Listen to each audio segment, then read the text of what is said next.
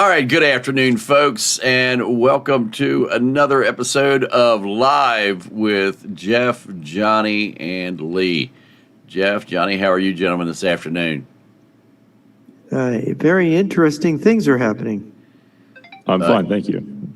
Yeah, there are a lot of interesting things happening. Let's start off with Jeff. Do you want to, or excuse me, Johnny? Do you want to mention about the subs that are going to be making a visit? And I'm not talking about ones from Subway Sub Shop either. No, it's not. These are not $5 footlongs, or I think they're are they $10 footlongs now, or something Probably. like that? Is that what it's turned? Yeah, because of inflation.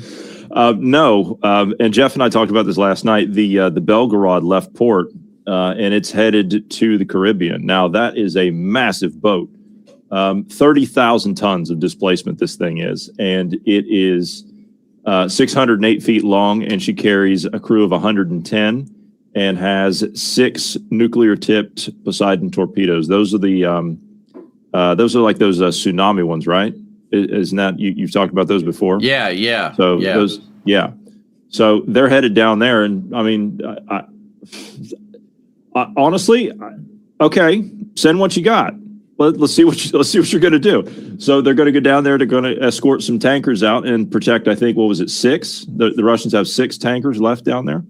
I think. Yeah, and we know how well that they did with the protection the other day of Bella, because not only was there a submarine there, but there was also a Russian ship there, and we still came in and took it from them while it was in their custody.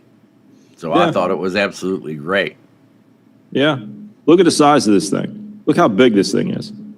You said it's 30,000 tons. 30,000 tons. I think the Bismarck battleship was 32,000 tons. This thing is huge. 608 feet long. Yeah, 608 feet long, crew of 110. It's a biggin'. Or at least that's what she said. And I understand these Russian submarines can engage multiple targets with multiple systems independently operating. Is that right? That's their claim. That's their claim. Can they really do it in combat? Yeah, well, they do. They can fire a torpedo out of the front while there's a guy on the front deck with a machine gun. Do you recall the story of the Kursk that came out later when the Norwegian divers helped them raise the husk of that thing and they brought it in? Did you see what that thing looked like when they had it on dry land, the Kursk? Yes. There was a giant hole right where the command center was on that thing, like it had been blown open by an American torpedo. No, well, that was probably just a coffee pot that had been wired wrong. Right. You know, my understanding now, this was a documentary done back at the time when some of this stuff came out, when they raised it, and the research they did was meticulous, but they were having maneuvers in the Arctic Sea there, and that was what, the year 2000, right? That was October of 2000. Yes. No, yeah. August of 2000. It was in the early 2000s. In 2000. And what happened is the Los Angeles class attack submarine was following this thing, the Kursk, watching what it was going to do, because they were thinking, they had some kind of new weapon they were going to launch off of it. And we kind of wanted to watch what they were doing.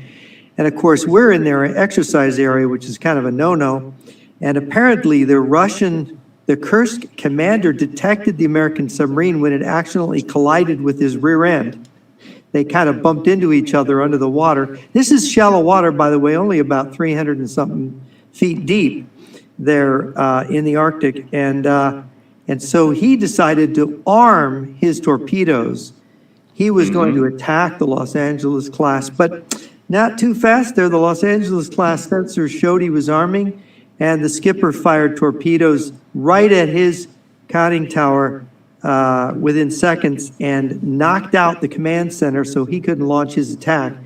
The Russian submarine planed downward as they were loading their torpedo tubes, and they collided with the bottom, exploding the front end torpedo room of the ship with all of its ordnance, which I think registered in Norway as something like a 4.1 earthquake or something. and destroyed the whole front of the ship. Now, there was a few survivors in the tail of the ship that died slowly, trapped under there. And the Los Angeles, of course, they were hunting this thing. There was a huge attempt of depth charging in the area, and that Los Angeles class was damaged, but it got home to its base in San Francisco or Oakland Bay, that submarine bunker under the Oakland Bay Bridge there. If you've ever driven it, you can look back under the bridge and see the opening to it. And apparently the Clinton administration paid money to Russia under the table, some large amount of money for this incident and to keep it quiet. Have you heard this story, Lee? Yes, I have heard this story. Is it I credible heard the to you? last message that came out of the Kursk was blub, blub, blub, blub, blub, blub. Oh my God. Yeah, they're Rather than let them get rescued, they killed them. they Yeah, did. the rest of it, that Putin was- would that not. was The ridiculous. families, the tragic, but he met with the families after breaking his vacation very reluctantly, and then he was sour in his meeting with them. It was not a successful meeting. He was not personable. He wasn't happy to have his vacation interrupted by these dead sailors, and he wasn't going to ask for anybody's help, although they ultimately asked for Norwegian divers to help them raise the ship. And what the Norwegian divers said to the press afterwards is there were nuclear weapons on the Kursk. The Kursk is not a boomer. It was an attack submarine, and it was technically the Russians had agreed no nuclear weapons on these attack submarines. So they were breaking the agreements that they'd made with President Bush at the end of the Cold War already. You mean that the Russians actually broke an agreement that they made They, with us? they lied, yeah. Yeah, They lied. never heard of anything like that before. No, and but it is comforting to know that despite being this massive battleship type submarine, the Kursk class, and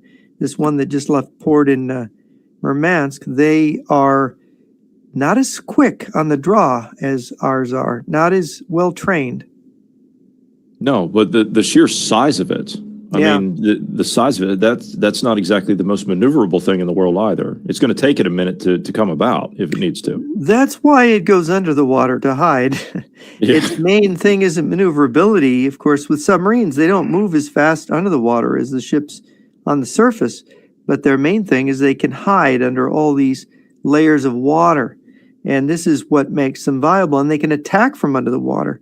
So it is, they're very dangerous. I think they're the most dangerous. I mean, to make them into battleships is kind of there's some foresight on the part of the Russians. And they have more of them than we do.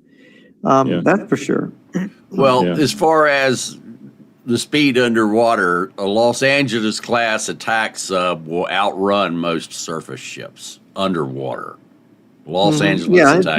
they're very Yeah, fast. they They struggle. are very fast. Yeah. This is, That's about the only sub that does like that. But So, anyway, what kind of activity do we have? You had it up there on screen before we started. What kind of activity this do we have out is there? the U.S. Navy's attempt to draw a gazelle over the Caribbean Sea. At the exact same time, they were hunting for Red October. It is now known that the Russians are sending subs to the Caribbean, and State Department went down and landed down here on Krakoa. Curacao. Is that what it is? Curacao. Anyway, they Yeah, landed Curacao. down there. It's part of it's another Dutch territory. Netherlands have it. They landed down there last night. This was the flight path of the MQ-4, which is the Navy Triton. This is a submarine hunter is basically what it is. The MQ-4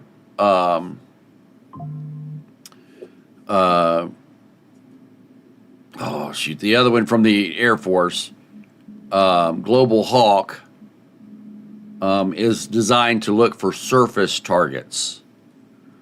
The MQ-4 Triton, which is what Black Cat 6 is designed to look for subsurface targets. So this is basically a P3 Orion on steroids and is designed to work in conjunction with the P8. It has a specialized radar on it that will allow it to see a T-post sticking out of the water at over 50 miles. That gives you an idea of the quality of the radar that's on this thing. It is designed, the radar is designed to look for a wake on the surface. So even if you have a fiberglass boat that has a crew of men on it that are rowing, as opposed to having a motor on the back of it, the simple wake that that boat will put out on both sides will give it away, because it looks for any surface disturbance that is not natural. Anything that has a straight line in it, like wakes do. Lee, that's amazing, because the submarine, no matter how deep it is under the water, does leave a wake on the surface. Correct. If it's moving. And I'll give you guys a little tidbit of something that I worked on years ago. And that is, most people will tell you that you can't see through water with a thermal imager. And in most cases, that would be true. However, the U.S. has perfected a way to be able to see submarines underwater. So now, Lee, let me ask you, there are at different depths, the water changes its temperature. So if the submarine were beneath another layer, thermal layer, it wouldn't be able to see it under that, would it? Well, you see, there's a couple things here to that. So if you will remember in one of the movies, I think it was Apollo 13, where the pilot was talking about he had been hit and he was lost at sea, and he was trying to find the carrier out in the middle of the ocean. It was dark at night. All of his instrument lights had went out, and he was looking down, and he could actually see the glow of the phosphorescent algae. The phosphoration of the plankton in the water. And that they had churned that up, and he could see this stripe, and that stripe led him all the way to the back of the aircraft carrier. A nuclear submarine underwater does something similar to that is visible from the surface. So we now have the ability to see a ship that has passed hours, and I mean hours. I'm not talking about a couple hours. I'm talking 6, 8, 10 hours after it went by, still in the water. And that's because we're down to, back when I was doing this 30 years ago. God damn, I'm old. 30 years ago, we were happy to be able to see 1/10 of 1 degree Celsius, which is about 2/10 of a degree Fahrenheit.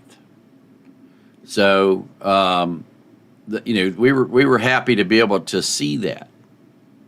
Okay, we're now down to 1/10 of that. So we're down to being able to see, like 20 microkelvin of difference. Hell, the thermal imager I recommended for you, Johnny, does 20 microkelvin. I was telling you just on that, just this little thing for a few $100 now. I mean, if I were to buy the commercial version of that over here, it's thousands. It's thousands to do basically the same thing. 30 years ago, it was a camera this big, this tall, this wide, cost $278,000 from a company called Inframetrics. But now back then, that damn thing was so good, you could actually look at a billboard and see the signs underneath of the billboard, because you could see the difference in the paint thickness. So you could see 2 or 3 signs on a billboard, because they'd put the plaster over it. They'd plaster over it with another layer, and so you'd see the multiple layers underneath of it. We used to look at ships going by, and we could read what their name was previously because of where the thickness of the paint, where they had written it there. So that was one of the reasons one of the ways we were able to detect what a ship's name was, because they would change the name of the ship at sea, just like they did yesterday after they went through the channel. Another thing we would use that for was to detect human smuggling on ships, because shipping containers that have humans in them are warmer than the other shipping containers. So what we had was we had a color camera, and it was redneck image fusion back then. Okay, I mean, it was what we would do is we would actually bore sight. We would make a plate for mounting the cameras, and so the back of the plate would have screws in it, so we could move it back and forth, and the front of the plate was affixed solid. And so what we would do is we would put those on the same horizontal plane, and then whichever one that had the crosshairs in it, we would set that up at a target that was miles away, whatever our target range was. So say we were, a prime example, we used to have and I can show you here, in New York City, we used to have an office, and in fact I did, in New York City, had an office. I'm going to have to use a better map than this. Hold on. So you were able to detect which containers that they would have the human cargo in. Yeah. But these would be, you'd be able to detect that from the shore when you're looking out, and they'd be on the deck. Yeah, when the containers, because what they normally do is they need to get out and go to the bathroom. Yes. Okay. So what they do is when there's containers coming in, they keep them all hidden inside that container.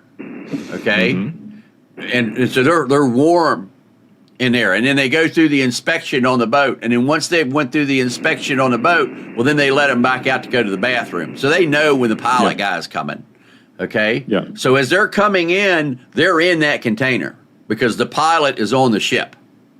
Okay. Right. He meets them out, and like I said, let me get another map up. Yeah, I know how the scheme works. They were doing something similar when I was doing port cases in Baltimore. Yes. In fact, we were the people who provided the camera for Baltimore.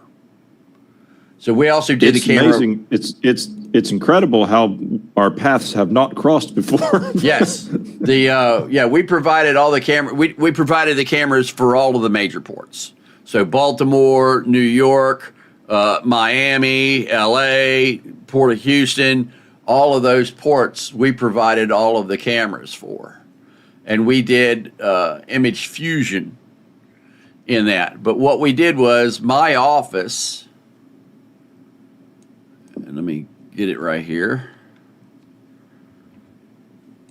So when you come in to New York Harbor here, you come by Sandy Hook here, and you come up and you come underneath of the bridge. Okay, and then once you come up underneath of the bridge, you come over here.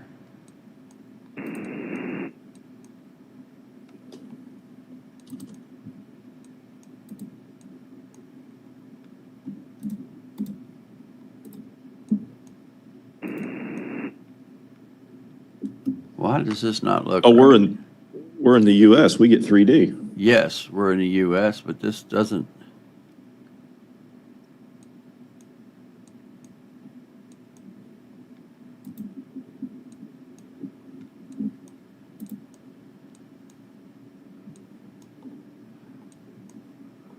Right here.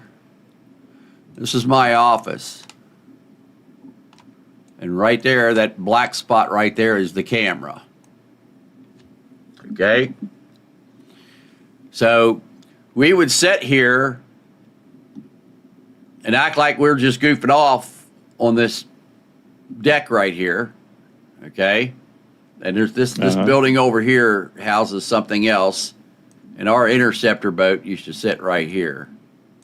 It's not sitting there anymore, but we used to have an interceptor boat right here. In fact, that looks like it. No, that ain't it. I got pictures of it I can show you. But anyway, So this is the camera, and this camera looks out here into New York Harbor. So what we would do is we would decide what the distance was going to be, and then we would affix a target exactly at that distance, and we would just take the boat out there and let the boat float, and we would zoom the thermal imager and the visible camera, which is a low light, huge aperture, huge detector. We're talking an 1.75 CCD on this thing. And so we would zoom the two until the two were exactly the exact same aspect ratio. And what we would do is we would take the horizontal sync pulse of one and we would slave it to the other. So it's that the scans were identical. And so we would put one right over top of the other, and it would create what I invented actually in 1997, which is called poor man's image fusion. And it allows you to have full motion video in real time without a fucking computer the size of a Volkswagen. Because back in 1997, to try to make image fusion of two images in real time right on top of one another was unheard of. And I'm like, guys, this is all you got to do. So we took the two and we would line the two up so they were perfect like this. So then what we could do is we had a potentiometer. The potentiometer, if you turned the potentiometer one way, you had color camera, and if you turned the potentiometer the other way, you had thermal imager. So we had 3 monitors is the way we would do it. And so you had one monitor that had the image fusion on it, and then you had one monitor that had the color camera, and the other camera that had the thermal imager on it. You would set the 3 monitors there, and normally we put the image fusion one big up on top, and you could turn the knob either way, and if you turn the knob to the left, it would be the color camera. If you turn the knob to the right, it'd be the thermal camera. If you put it in the middle, it would be image fusion of the two. And so what we would do is we would monitor ships coming up through the New York Harbor right here. And so as they were coming underneath the Verrazano's bridge here in the Narrows, we had a camera on this side and a camera on this side, and we could monitor back and forth across the channel at the same time. And that's how we would spot. And I'll never forget. So we ran this camera for my office in Florida. Okay. And so in 97, that's no small feat. Right. I mean, now. Well, no, I invented it in 97. I was running it there in 2000 and up. Even then, right? Even then, I mean, we're still in the infancy at that point. We're still in the infancy of flat screens, right? We're still using cathode ray tubes on just about everything. Right. You know, and coax and VCRs and VHS tapes, right? Right. So right. It's you know, to look at where we are now. I mean, that's kind of that's almost ancient history to look back at that point, because everything now is all digital and everything's connected. And you know, we were just coming out of the dial-up phase, back then. You know, we were just getting into unless of course you had a T1 line coming into like a university or something like that. But I'm sure you did, yes. But my telephone bill was almost $2,000 a month.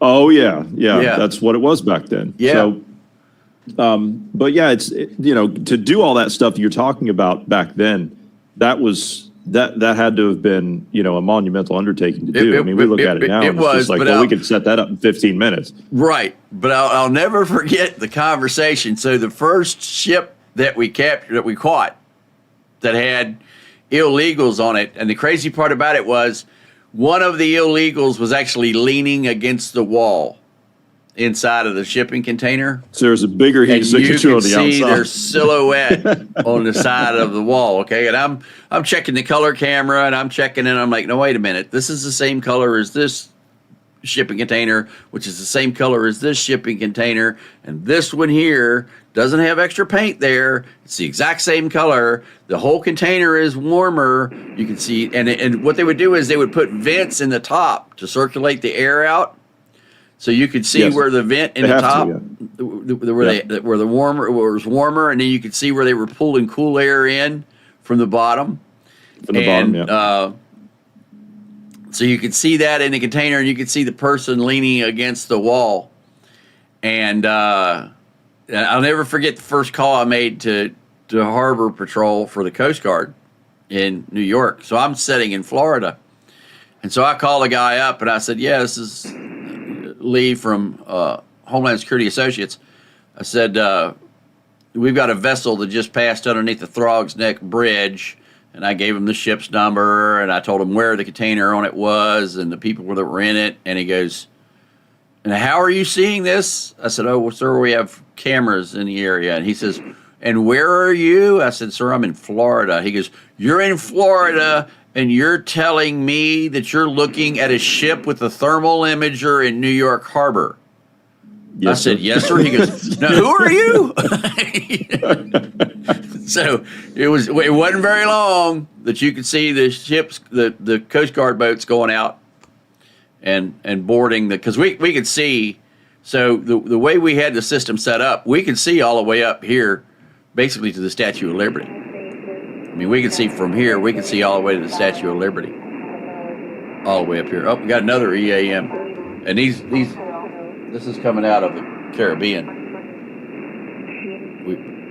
The EAMs have been hot and heavy, but anyway, so we can see out into New York Harbor and all the way up to. Oh wait a minute, I got to transfer it over.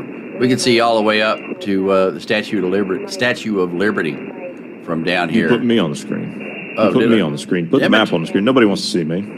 Let me get the right one here. So There you go. Yeah, so we can see all the way out up into New York Harbor. We can see all the way up here to the Statue of Liberty, and the I don't know how far that is. It was a good ways. Let me measure how far that is. But with our zoom camera, okay, at the Statue of Liberty, when we zoomed in with our zoom camera that was on top of the building down here,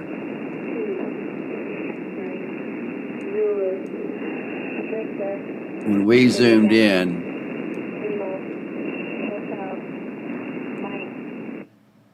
right there,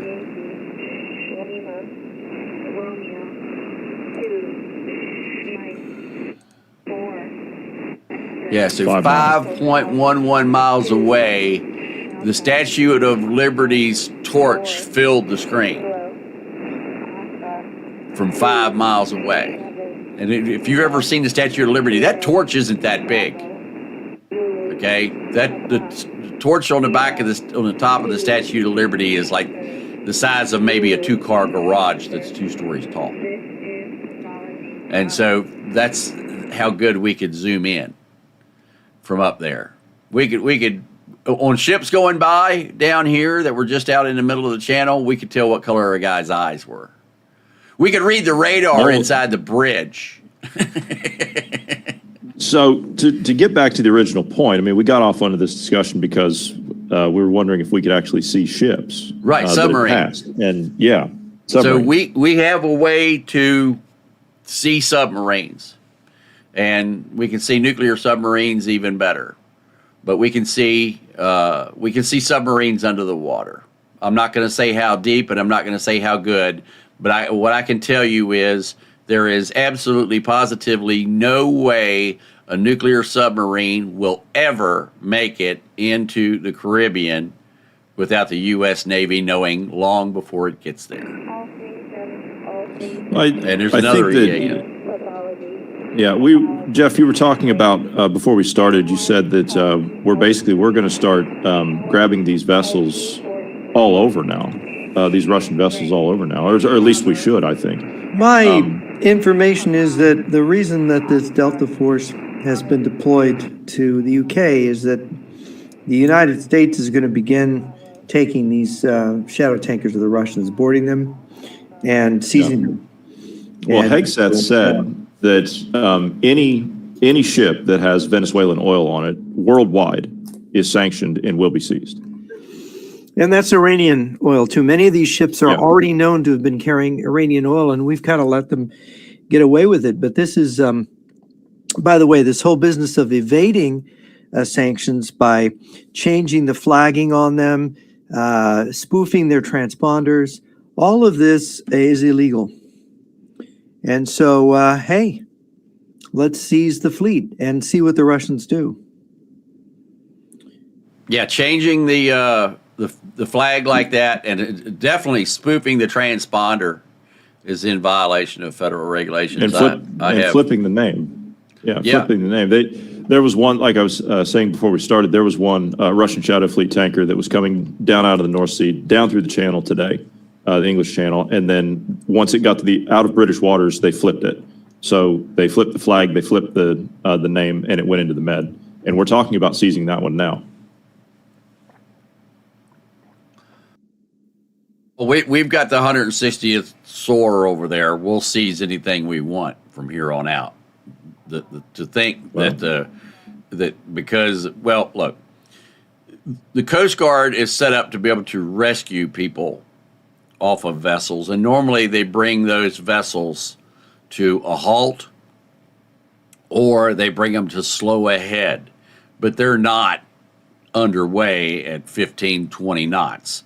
Trying to lower people onto a ship moving at 15 or 20 knots is a whole lot harder than trying to lower somebody onto a deck of a vessel that's sitting still. And so the guys from SOAR, they can do that no problem at all. The guys from the Coast Guard, that's not their normal training iteration. So when they didn't want to stop for the Coast Guard, that's one thing. But SOAR, they don't care. We're going to put you on the deck. You're going to get there one way or the other. You know, hide and watch, Russia. This is how it's done. Well, it's using America's naval advantage to impose essentially a blockade on Cuba and Venezuela that will cause those regimes to cry uncle, because I don't know how much longer, how many days before Venezuela runs out of money and can't function anymore when it can't trade. And Cuba with the oil is dependent on this Venezuelan oil. How long before they can? In this election, this last election that Maduro frauded, it is known that 70% of the electorate voted against him. That's how popular he is. He only has 30% support, maybe. 70% of people are against him. That's quite severe. And of course, you see what's happening in Iran. There's continued erosion of the Iranian regime's position now over the last 24 hours. So I think it's a very critical moment for Russia. And Trump has suddenly pivoted and growling at Russia, saying that Putin faked this attack on himself that he alleges the Ukrainians did. And by the way, Russian oil refineries and oil storage depots are on fire today. Well, of course they are. Yeah. I mean, the need for gasoline and petrol in Russia is growing. The Ukrainians are killing them. And it's Russia's on the ropes. Cuba's on the ropes. Venezuela's on the ropes. Iran is on the ropes. China has got to be biting its nails right now. Well, China's been cut off from Venezuelan oil. They're not happy about that. Their foreign ministry was barking about that yesterday, saying that it's a big violation of international law, blah blah blah. From the Chinese, because they care so much about international law. Like these tankers that are delivering the oil are obeying the maritime international law. They're not. They're breaking it. They're breaking it, and not only that, I said each one of them is like an environmental disaster waiting to happen. I feel like I need a tetanus shot just looking at one of these damn things. I mean. This is they're substandard. They're not even. There was one that was left derelict in the North Sea that was bobbing around with 100,000 barrels of oil on it. It was just left up there by the Russians. So the Europeans had to figure out how to corral this thing before it crashed into the shore and caused another disaster like the Exxon Valdez disaster, if you remember that. Oh yeah. It seems. We've applied the tools, Trump has applied the tools of blockade and economic warfare. in a way that I'm not sure what the Russian answer is. They're mobilizing. What's interesting is China and Russia, they're mobilizing as we've tracked. And our answer to mobilizing them is we're cutting off their oxygen supplies. They mobilize. Well, I mean, they're going to have to do that. I mean, you sanction enough and you shut off their oil, they're going to bite. They're going to have to. And notice the timing. Look, as the Arctic freezes, as the ice sheet extends, and we've got the biggest extent of ice, by the way, I don't know if you saw this, Lee, in Europe since 2019, which was at the trough of the last solar cycle. Welcome to the grand solar minimum. Yeah, it is getting colder. And guess what? All that transport of oil through the Arctic to China is not going to be there as winter progresses. And the Venezuelan oil is not going to be there. So and then Iran being disrupted, the Iranian oil is not necessarily going to be there. Whoa, what is going on here? Is there a coordinated thing happening here? Do you guys see a Western counter strategy here? Maybe it's so we've been talking about 2027, right? So late 2026, 2027. Can they go before 2027? It'd be hard for them to do it. Yeah, that's the other thing is, are we forcing them to go early when they're not fully ready? They don't have the troops mobilized. No, they don't. The other thing is that if your economy is destabilizing and your own people are not able, you don't have a way to make payments, and your own economy is coming apart at the seams, you're going to start a war when your economy is falling apart? In the 5th week of the war, you'll have nothing functioning. Your whole supply chain will break down. Right? Am I missing something here? No, I think you're right. But I mean, could this be one of the reasons that the Russians have forward loaded everything to the western border? It sure looks that way.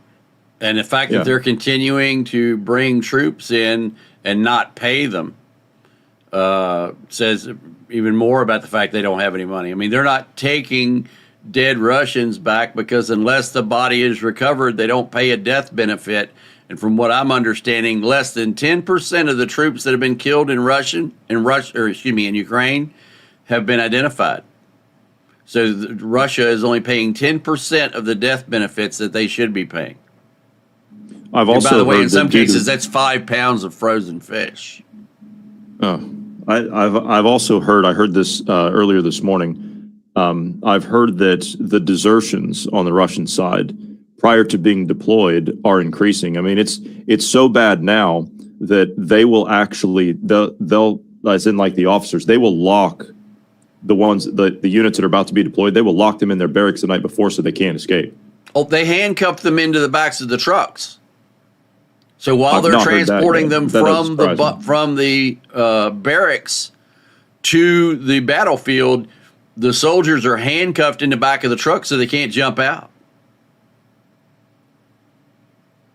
That's just unbelievable. You're muted, Jeff. That's efficient, isn't it? Yeah. No, there's definitely an asymmetrical warfare of the Russians and Chinese, along with their symmetrical warfare, is being countered by an asymmetrical warfare from the United States. I don't know if you both heard Marco Rubio in an interview basically say to China, you're not going to threaten the Taiwan. We don't want to have to pay attention to you, but we are. You're threatening Taiwan and the Philippines, and we're not going to stand for it. We don't like it, and you're not going to like what we do. That was interesting to hear him say that. That is interesting. It's nice to actually hear something like that out of someone. Yeah, it was. So, what I've heard, what my Chinese source, a Chinese defector, told me in my interview with him, Mr. Wang of Luda Media, he said that the Chinese who had surrounded Trump with their agents and thought they could get him to do what they wanted and thought, he's not unpredictable, they've lost because Rubio is controlling policy.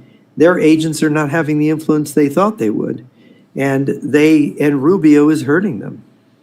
That was what his information was. And it's interesting now that we're seeing this. It looks like there is a policy, and it looks like the United States is using an economic weapon. Now, will it work? Will it cause these regimes to shut down and not be able to wage war? There's a question. What economic asymmetrical thing will they do to us now if this goes for tit for tat and continues? Well, the Chinese have already tried with silver, right?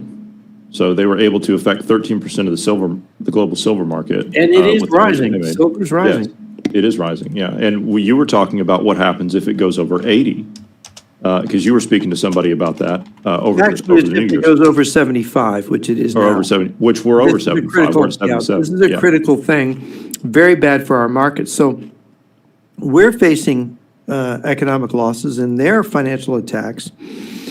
And you might see more naked short selling attack type things if I hope we've made rules to get rid of that, like happened to Bear Stearns in 2008. I think the Russians were behind that. Trevor Loudon has said that. And so I think there's evidence for that by some researchers. So we're looking at real serious economic warfare in the lead in to mobilizations for all-out warfare.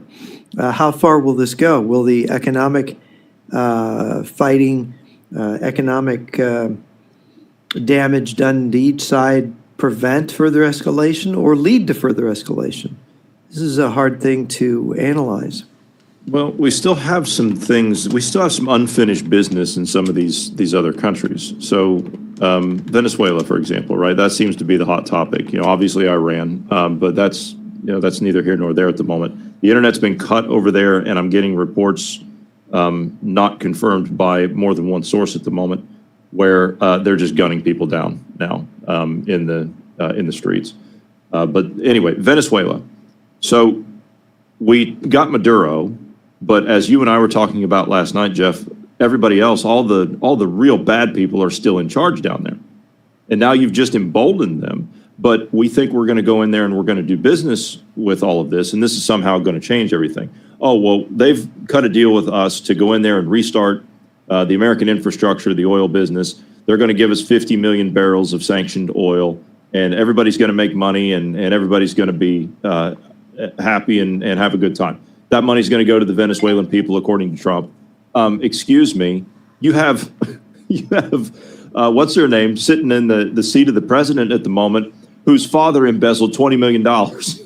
So you're going to give that money back to the Venezuelan people while those people are still holding the seats of power in that country? Yeah, Delcy No, sir. Rodriguez's father, George Rodriguez, was a leading communist politician in the 1970s, and they kidnapped an American businessman, got $20 million from the Owens, Illinois Glass Company, and he embezzled it from his fellow guerrillas, and they turned him into the police. So he was tortured to death. That was the current acting president of Venezuela's father. This is the caliber of these people. They steal, they terrorize, they loot, they have overseas accounts in Dubai. I think if I remember correctly, Mr. The Octopus, Cabello, Cabillo, the Interior Minister, he had something like close to $1 billion in the United States for doing things he was doing, and the U.S. figured out what it was, drug terror, narco terror money. They seized it, and he said, "Oh no, that's not my money. It doesn't matter. I don't care." He just wrote it off. Yeah. So these people, they're engaged all over the map, and they're in Spain, by the way. They're pouring money into Spain to help the communists and socialists in Spain in that country. Yeah, to be honest, one point I didn't make last time, we were talking about the Spanish. The Spanish are, out of all the European countries, the Spanish federal prosecutors have been the most bold and unwavering when it comes to targeting Russian organized crime networks. They are second to none on the European continent. They've caused Russia a lot of headaches. They have. Yeah. So that's why it's it involved paints with this red cocaine, these red cocaine operations out of Colombia, out of Venezuela, managed by Cuba. This is all connected, and Russia and Vladimir Putin, when he was the head of the FSB, he went incognito to Spain, went incognito to France, trying to manage. And Germany. Mm-hmm. Yeah. So this is rather intriguing, all the intrigue. This is Russian control of international organized crime, drug trafficking, money laundering, coordinated for political harvesting of corruption, controlling of foreign politicians, and so on. The problem is controlling people this way is like herding cats. You know, what have you done for me lately? You bribed me, you did this, but now you're going to expose me. I don't believe you. I've done enough for you. Go jump in a lake. I don't think, if Trump has compromised himself in the past, and there's good evidence he has, it doesn't mean that he's going to stay controlled by anybody. Because when you control your own intelligence service and nuclear weapons and armies, you've outgrown your controllers. If somebody's going to try to raise the Jeffrey Epstein thing on Trump, he can do this to you. He can strangle you. Yeah. And so this is where blackmail backfires badly in your face. I'm glad that you brought up the red cocaine thing and the control of Russian organized crime. I got this clip last night after you and I had finished up, and I was going to play it here tonight, just trying to figure out how to work it in within the conversation. But Jeff, you met General Glenn Van Herk, yes? General Van Herk, yeah. Mm-hmm. Yeah. The NORAD commander, yes. Yes. I had dinner with him. He made this statement to the Senate Armed Services Committee in 2023 with General Laura Richardson, who at the time was the head of Southcom. And if you'll permit me, Lee, to play this, I would very much appreciate it. So if you could hit me with a full screen so people can see this. Get rid of myself here. We're really treating the symptoms, counter narcotics, migration, human trafficking, those kinds of things are symptoms in my mind of a broader problem. And that's transnational criminal organizations who create an environment that's not conducive to raising a family for economic success. And we see that happening right on our border in Mexico. My concern with that, Senator, is the instability it creates, the opportunity it creates for actors such as China, Russia, and others who might have nefarious activities on their mind to seek access and influence in our AOR from a national security perspective. Do you see evidence of that at this time? There are actors who are very aggressive and active all across the NORTHCOM AOR, to include in the Bahamas and Mexico, China, and Russia. I would point out that the largest portion of GRU members in the world is in Mexico right now. Those are Russian intelligence personnel, and they keep an eye very closely on their opportunities to have influence on U.S. opportunities and access. General Richardson, this is your AOR. Would you concur with the general's assessment? Yes, Senator. The GRU's most forward deployed position in the world is not in Ukraine, where they're fighting a war. It is in Mexico. They are on America's doorstep, and we do nothing about it. Told you. You're muted. You're muted, Jeff. Yeah, General Laura Richardson, former commander of Southern Command, she made this point as well. She said 4 years ago, she said, look, Russia and China have moved into Latin America, and they're taking it over, and we need to do something about it. The Biden administration wouldn't do anything. So now we have an administration with a Marco Rubio, who's from a Cuban American background, who they are doing something. And I think Rubio is probably the brains behind this, the moving will behind it. That's my guess, because Trump zigzags so much. He's back and forth. I think that in his first administration, it was Bolton and Mike Pompeo who kept him on a kind of even path. However, he zigged. He always came back to what they wanted. And I think Marco Rubio is the one who is kind of steadying policy here, because this does look like a very focused Southern policy in this regard. I don't, then the talk about Greenland, where he goes off and talks about Greenland, that's just simply more of his crazy zigzagging. And He's offered money. He's offered money today. Did you hear that? He's offered money for Greenland. Yes, up to $100,000 for each citizen of Greenland to join vote. the U.S. Yeah. Well, he better beware if they vote to stay part of Denmark or to have their own independence. He better beware, because you're you are upsetting other Scandinavian countries.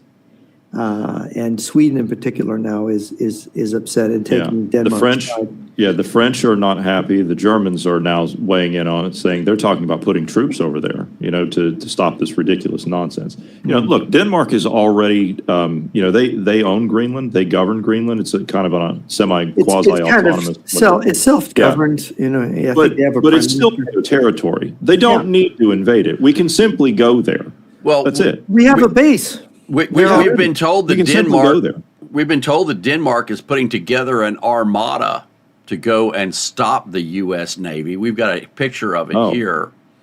Okay. Is there a dog sled on there? I just love Yeah. those Lego fleets. They're Yeah. so wonderful. I like the yellow, the pretty Swedish yellow colored one. They Yeah. are still more sturdy than any Russian tanker. Yes. Yeah. No, the idea of, I don't, it's really odd, Senator Schumer complained. Very odd. Schumer's statement. Schumer is a lawyer. He should know better than to compromise himself with his own rhetoric. Schumer complained about the operation to arrest Maduro when he had basically mocked Trump's State of the Union in 2020 because Trump had left Maduro in power. Now Trump has removed Maduro in power, but Schumer is saying that Trump has done something reckless and he's lied because he promised him he wasn't seeking regime change. But wait a minute, Maduro's out of power, but there hasn't been regime change. So where's the lie? Where's the deception? Trump has done everything. And the same thing with Marjorie Taylor Greene. Trump has done everything they want, and they're complaining. It's funny. It's very This is funny. interesting. The U.S. Senate has just passed a Venezuela War Powers Resolution 52-47. So they're putting limits, or they're backing the limits to block Trump from further Venezuela military action without congressional authorization. Now, that is, read the U.S. Constitution, people. Congress can say anything it wants. It's got the power of the purse. But the Congress, but the Constitution is very clear. The president is the commander in chief. And if Congress passes a law interfering with the commander in chief's ability to command in chief, command the forces, that's not, the Supreme Court's not going to get involved. It's not going to say the president is acting illegally. Supreme Court's more likely to say, well, you impeach him if you think it's against the law. This is a dispute between the executive and the legislative branches. Is it against the law? Well, is the law constitutional?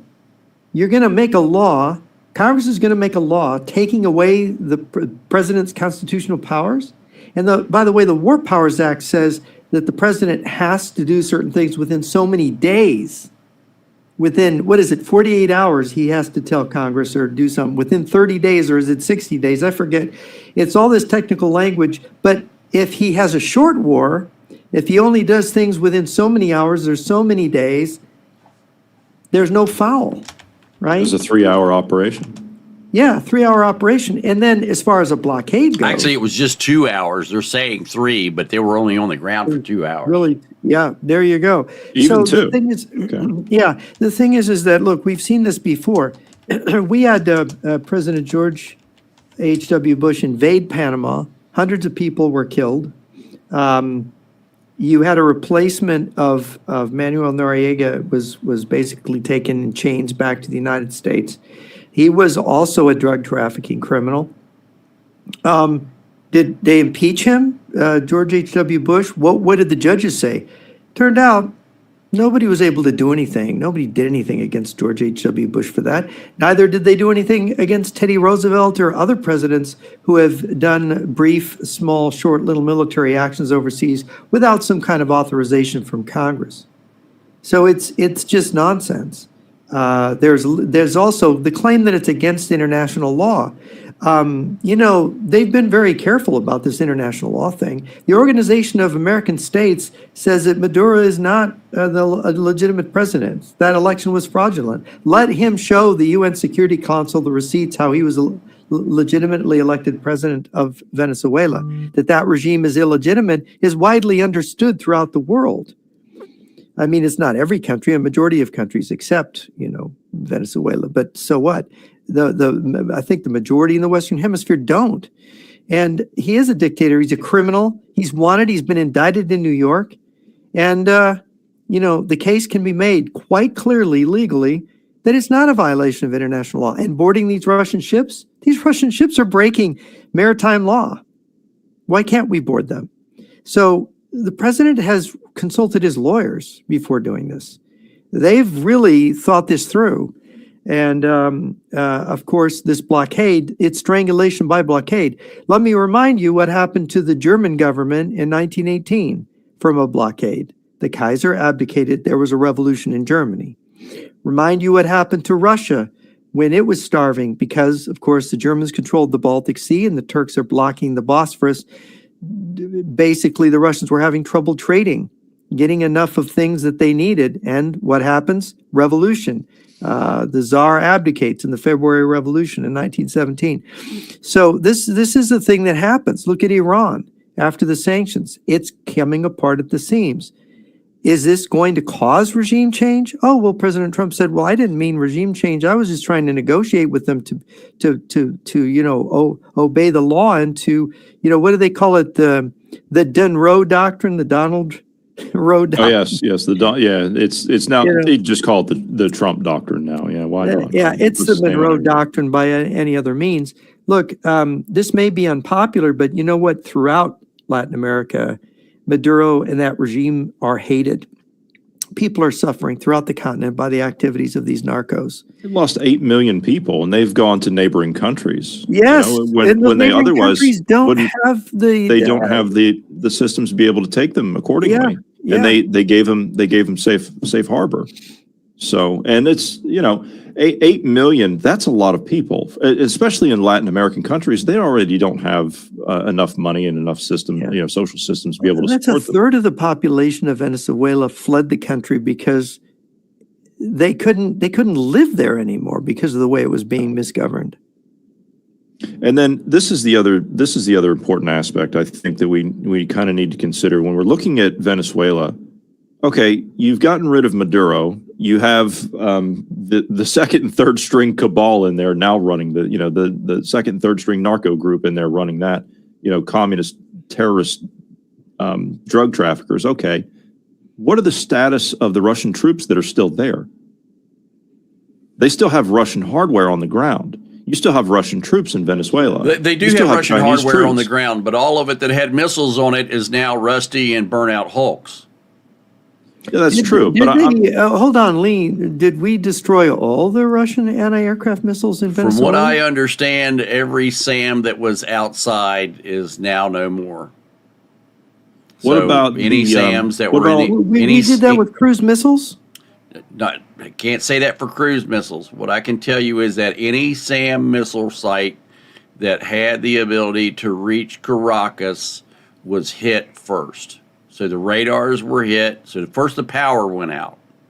We did that by flipping a switch. The same way that I say that the Chinese can cut off the power in the United States is the exact same way the U.S. cut off the power in Venezuela.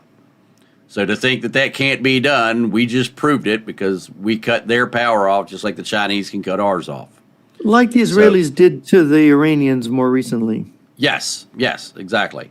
So, so the first thing we did was cut their power off. The second thing we did was hit their communication sites. The third thing we did was hit their radar sites. And then the fourth thing we did was we hit their SAM sites. So all of the SAM sites all around Caracas that had capability. So including the Pansiers and the S-200 and the S-125 systems, all of those sites were hit. So every single one of those, even there was a couple of the new TU systems or whatever they are, the 6-wheel drive trucks that were around Caracas, they were even blown away. And even the buildings that those were in. Additionally, there were, I think, 4 different buildings that had man pads in them. Those buildings were obliterated in the opening salvos that went into Venezuela. Additionally, multiple Russian missiles were actually fired at U.S. helicopters, and none of them were able to hit the helicopters because of the defensive system that the helicopters had on board. So the defensive systems actually tracked the launch of the missiles, the man pads, and then directed a laser at the seeker and burnt out the seeker head on those missile launchers, and so, or excuse me, on the missiles themselves, so as that none of those missiles were able to hit any of the helicopters. From what we understand, at least, that's been documented, at least 3 separate missiles were fired at helicopters, and all 3 of them landed on the ground and didn't come anywhere near hitting a helicopter. That was part of, it wasn't that they didn't fire them, it's the fact that they were defeated by U.S. electronic jamming systems on board the helicopters. Let me ask you, Lee, now that the president has threatened if this Venezuelan regime, which he has not changed, does not cooperate with him in his demands, he's talked about eliminating the leadership. Am I understanding him correctly? Yeah, Cabillo specifically. He said, yes, Cabillo, the octopus. specifically, he said, you're going to cooperate or you're going to be targeted. Specifically. Absolutely. Yeah. So, what are the chances these people could evade being killed, given these incredible intelligence capabilities of the U.S. to find people? We have ways of detecting them, and I really don't want to go into how we're capable of doing that, but we can tell each one of these leaders exactly where they are all the time. Not only did we know where Maduro was, we knew what he was wearing. So people don't realize the capability of what we have. If people knew, look, how do I put this? People were scared of Echelon back in the day when I was working with the NSA and Bill Binney. The stuff that we have nowadays is way, way, way beyond. To think that we can't look at your face through your iPhone. Okay, imagine that. If I want to see what you're wearing, I can turn on the camera in your iPhone. I can turn on the camera in your smartphone. I can turn on the camera in your laptop computer. Or I can hack into the traffic cameras. Or I can hack into the bank cameras for all of the ATMs, the traffic cams, the flock cams. All of that is accessible to our intelligence organization. Remember, there is nothing that will ever be produced in the United States, no matter how secure you claim it is. There's nothing that will ever be produced and sold in the United States or around the world, for that matter, that the U.S. intelligence agencies aren't capable of hacking. Nothing. Doesn't matter. So these guys even try to communicate, they're just dead. Absolutely. They better be using courier pigeons. This idea that Maduro had this, and Lee, you can corroborate this idea that Maduro had this super secret secure Chinese phone. Yeah, that was a spy device given to him by the Chinese so they could monitor all of his calls. Guess what? Yeah. We were too. Yeah, of course. So let's just game this out for a minute. Vice President Rodriguez and her brother, the president of the National Assembly, and Mr. Cabillo, the El Pulpo, controlling everything here, the drug kingpins, going back to the president of Colombia and his 3 main factories for making cocaine. They're all dead. If Trump wants them dead and wants to destroy those cocaine factories and eliminate them, he can do it. In minutes, he can do it. It won't take a long time for him to do it. All he's got to do is give the command, and within 20, 30 minutes, those facilities are no more. Look, the attack that was carried out on Venezuela was not 1/4 of the attack that's planned. Okay? What we saw the other night is not even 1/4 of what is planned for that country. If they don't comply, it's going to be very, very, very painful for not only the leadership, but those who are the followers of the leadership. They have no idea. What they got a week ago now was basically the tip of the iceberg. That's nothing compared to what our capabilities are. We cut out their lights. We took out 150 cell sites.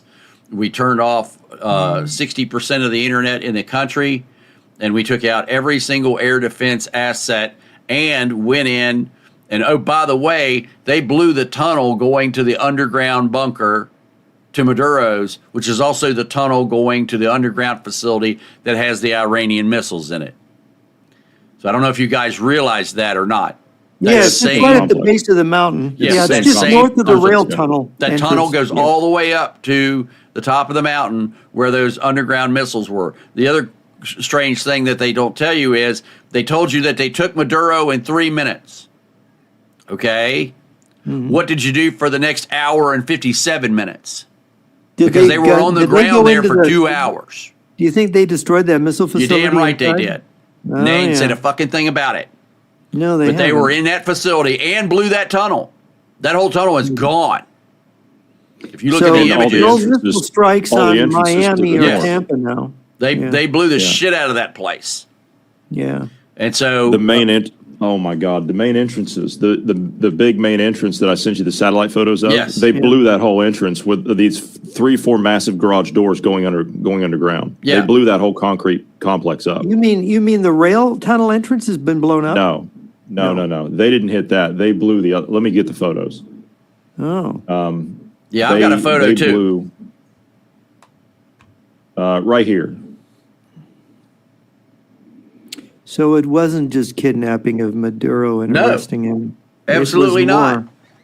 more. That's a big deal. That's a very big deal. Because that is the thing that really probably got the hairs to stand up on the back of the neck of our security people. The fact that they were plotting to put missiles on us from the south when we don't have Yeah, South they- BM. This right here. So right here, you see these? Yeah. So we looked at these probably, when did we look at this, Lee? About September? Yeah. We looked at this? Yeah. Yep. This main entrance here, there's 3 big garage doors here, three or four big garage doors here. And these buildings are full or were full of trucks and full of flatbeds and things. And this is one of the main entrances into Fort Tiuna underground. So this is from the north headed south, so they can drive straight in this direction. Right. And there's another entrance back over here. All of this was destroyed. So the entrance to get in, they collapsed all of this. Interesting. Yeah.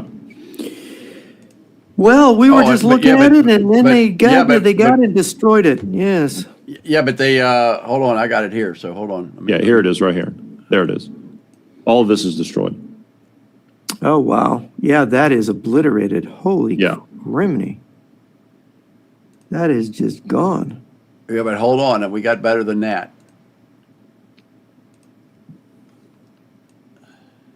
So the other facility that went straight into Maduro's bunker, this is what it looks Yeah. like now. Yeah. So that's the one that went straight into Maduro's bunker. And they hit it so hard that not only did it blow out the front, it blew out the top. So they hit this entrance right here with something major. What is that we're seeing? What is all that white? Is that part of That's the their ripped open- digital That's camo that's painted on the Yeah. front of it. That's concrete. so weird. Yeah, that's concrete. concrete? That's the concrete entrance painted with digital camo to try to hide it. You can't see it. Clearly, yeah, you can't see that's, it. Right? that's a figment of your imagination. You're not seeing that at all. That's so weird. So anyway, yeah, this was the tunnel going in, and this is the front with the blast door on it to go into that tunnel. And this goes right up on the mountain. Up here is where those missiles are underground. That's right. So Maduro had positioned himself so he could just go up that tunnel and order a missile strike. Absolutely.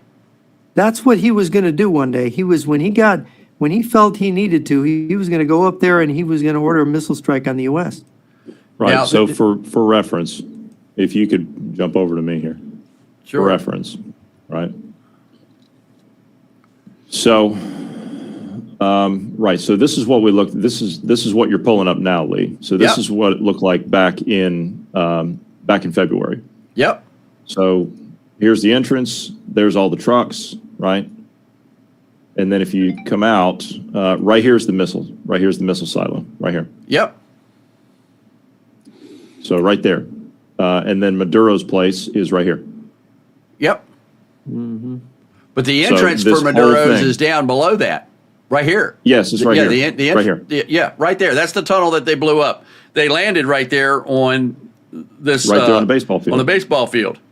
And so the tunnel I just showed that was blown up was right here, and the missile site is just right up here to the left. Right there. Yeah. What does that look like right now, that missile site? It looks untouched because all the destruction is down underneath? I believe so, yeah. But zoom Interesting. out just a little bit there, Johnny.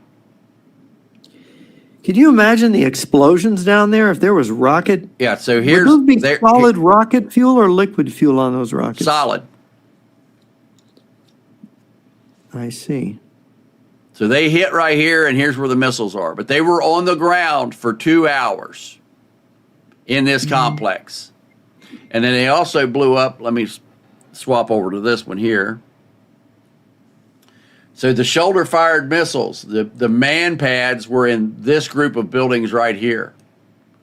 So this is where all the man pads were that were in this area. There are man pads all over the place, but this was storage of man pads. This is before, this is after. Why didn't the troops, the Cuban troops, have man pads already with them? Some of them Did they? did.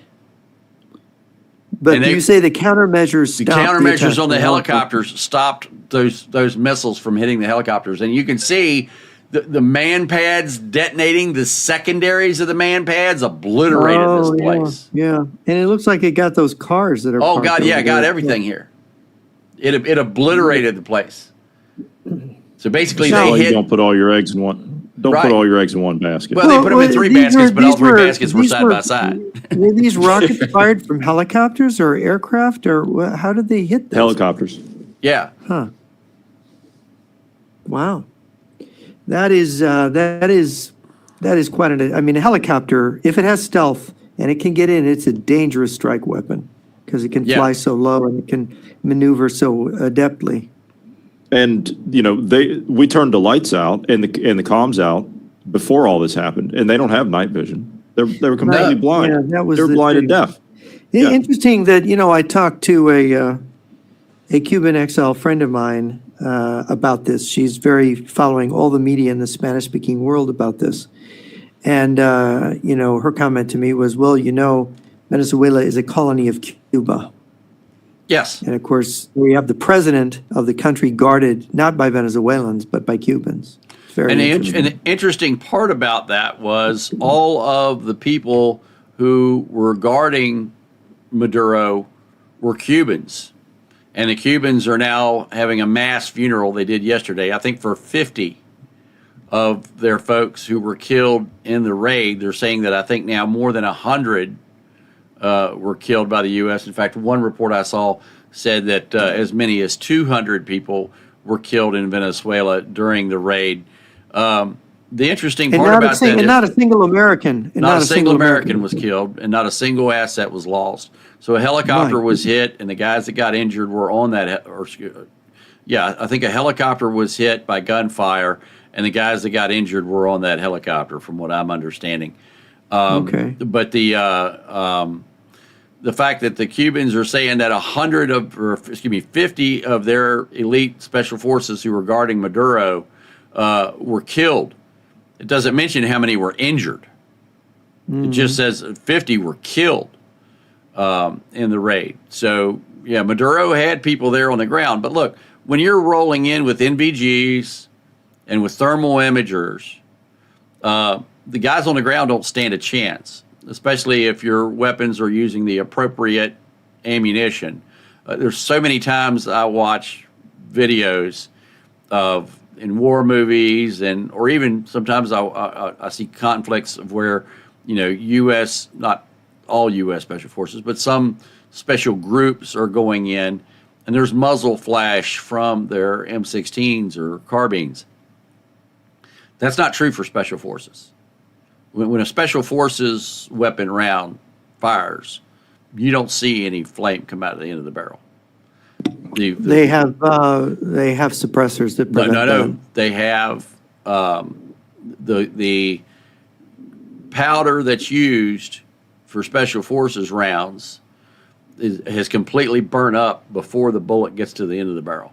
That must be very expensive rounds. It is. And so Very. when I train Special Forces guys with NVGs, you don't see any flash. You'll see a little bit from the breech, but you won't see anything coming out of the end of the barrel. There should be no Special Forces teams when they go in, when their weapons go off, even without a sound suppressor on the end of it, even with a flash suppressor, you won't see anything or hardly hear anything. In fact, some of the new suppressors are so quiet, the only thing that you hear is the bolt slapping back and forth, the carriage mechanism going back and forth. And what they're even doing in there is some of the new ones, they're putting a thin layer of mylar material or nylon material at the back as a pad to keep two pieces of metal from hitting each other. So they're milling it off a little bit and putting this layer of material in there, so when the slide comes back and forth, you don't hear the hammering sound.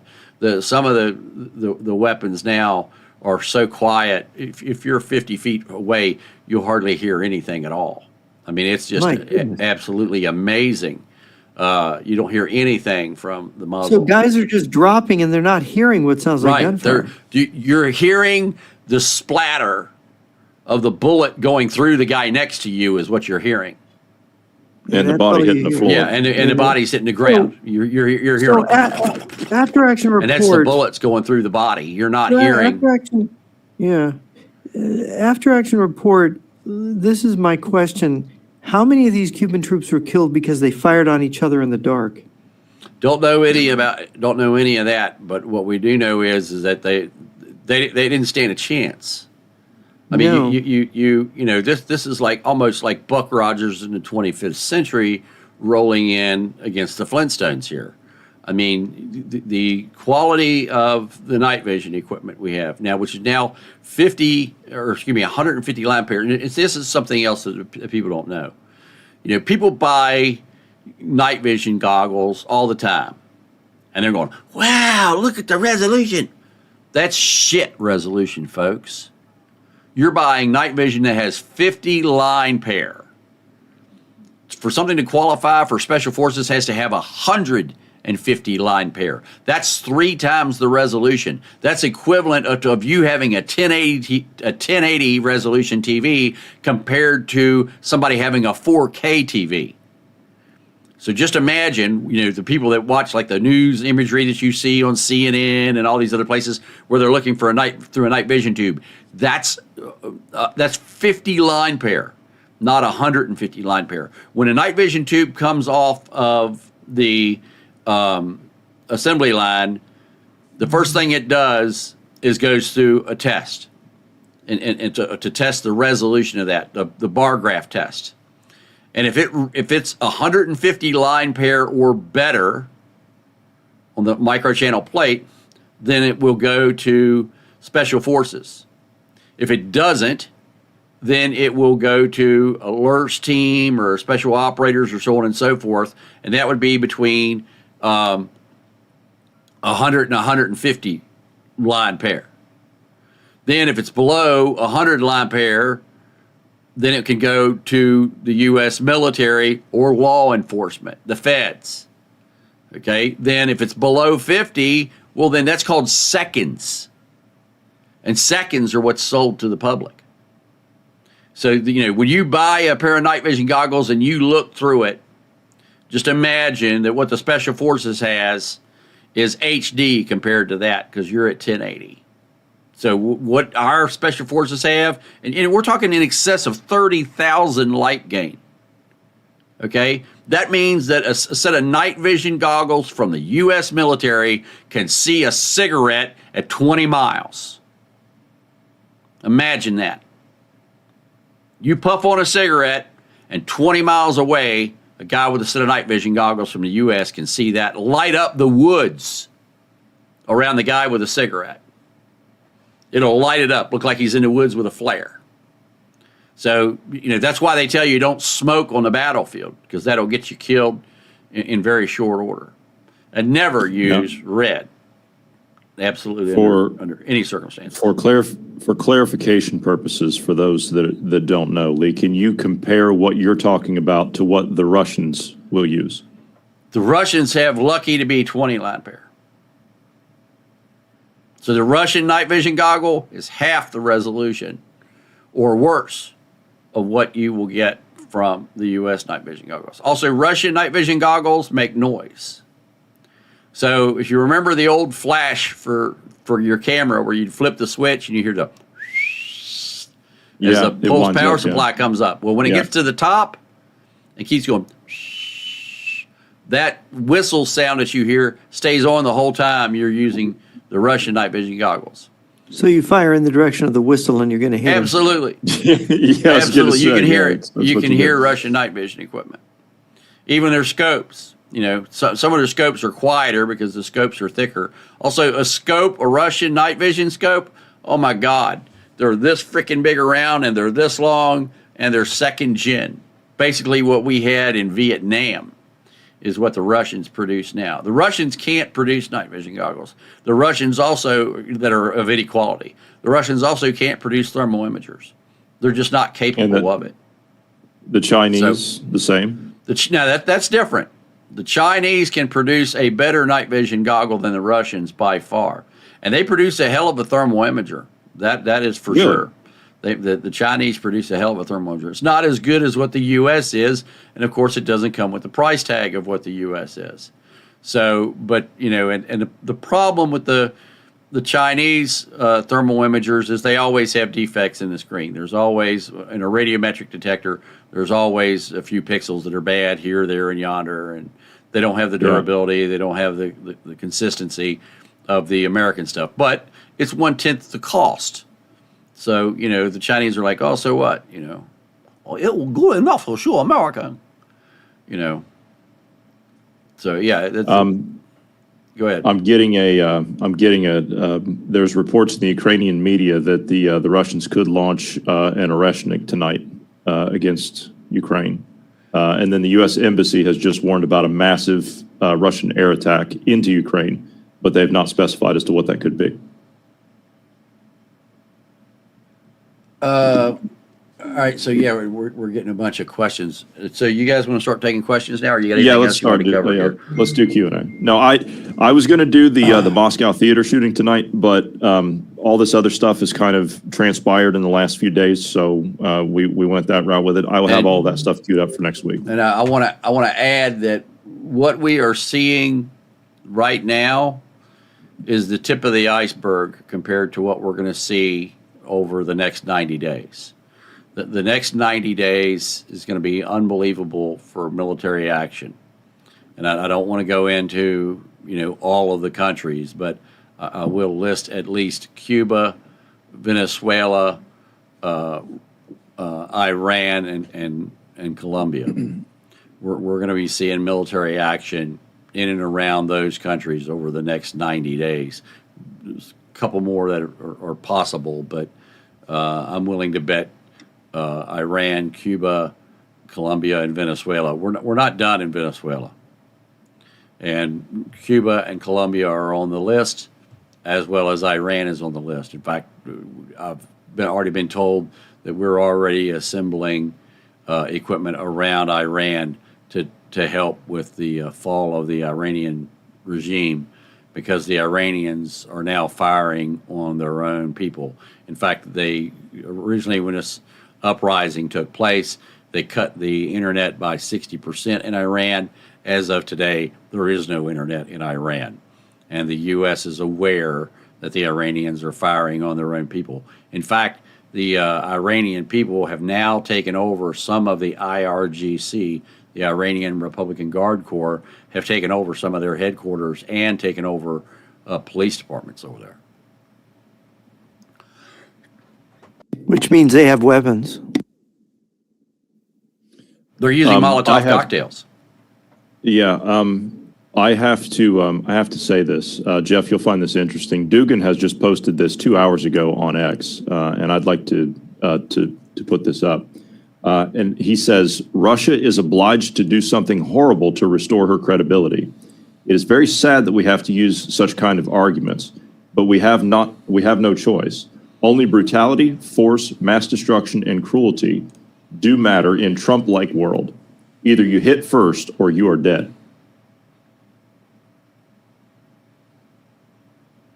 Sounds like Dugan, he really doesn't change his tune. He's been threatening World War III now consistently in a panicky kind of way in recent days.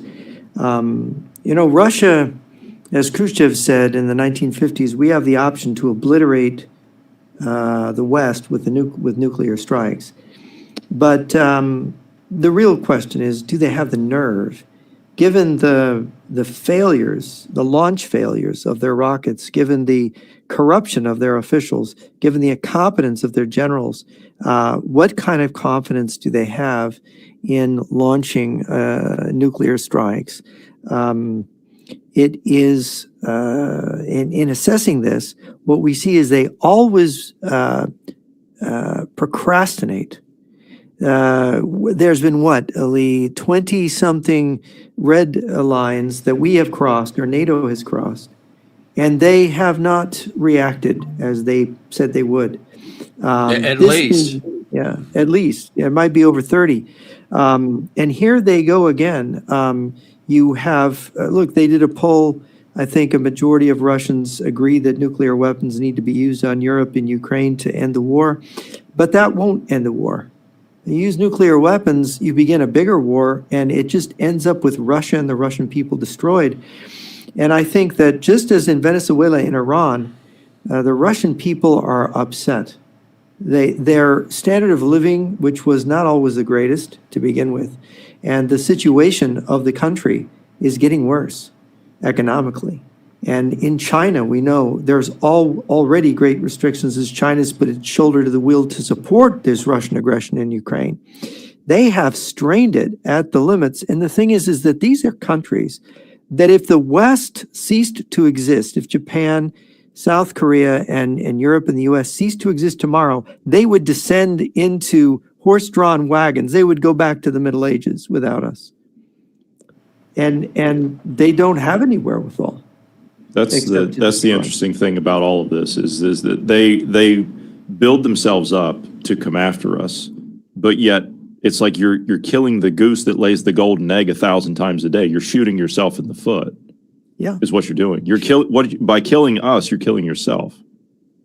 And that's like every mad criminal and serial killer. You know, it's like, why do they do it? Because they can, but it's crazy.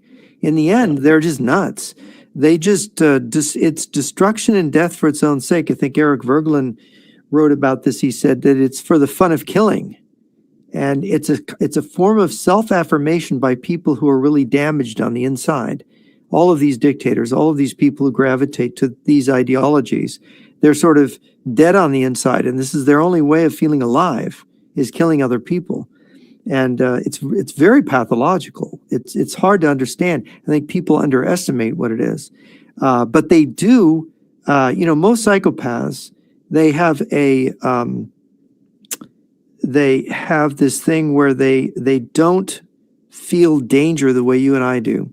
They're able to take really insane risks. But it's interesting that in terms of these particular folks, who are not the original psychopaths, right? This isn't Mao or Stalin or Lenin. These aren't the people that created these regimes. These are just epigones. These are just camp followers who are in charge, not as look, the hat, what is Vladimir Putin's hat size? I've heard people in Iowa say, well, when Xi Jinping was here, we can understand how he could be the leader. He wasn't that bright, right? Are these people really that smart? We know El Pulpo there in Venezuela has got the fifth highest IQ ever in the Venezuelan military academy. Graduated second in his course. He's smart. But are these leaders in these giant bureaucratic systems in China and Russia, are they really that intelligent?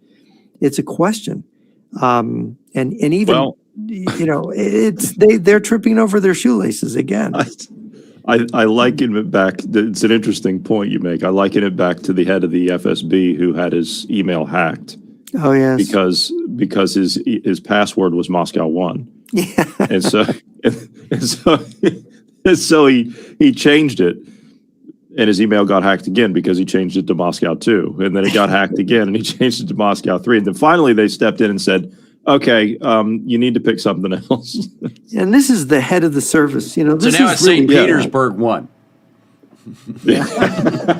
No, I mean, it's crazy. These people, they're not careful, and they're responsible. Their sense of responsibility. This is the thing about a psychopath. They have a very poor sense of responsibility. So, I don't know. Are they going to just get wiped out? It's possible that they could start World War III sometime this year, and they could just end up getting repulsed with horrible losses. And yeah, there could be some cities struck. There could be some people killed, but they might not do as much damage as they think they're going to do. And what's going to happen is their people are going to hang them in the streets.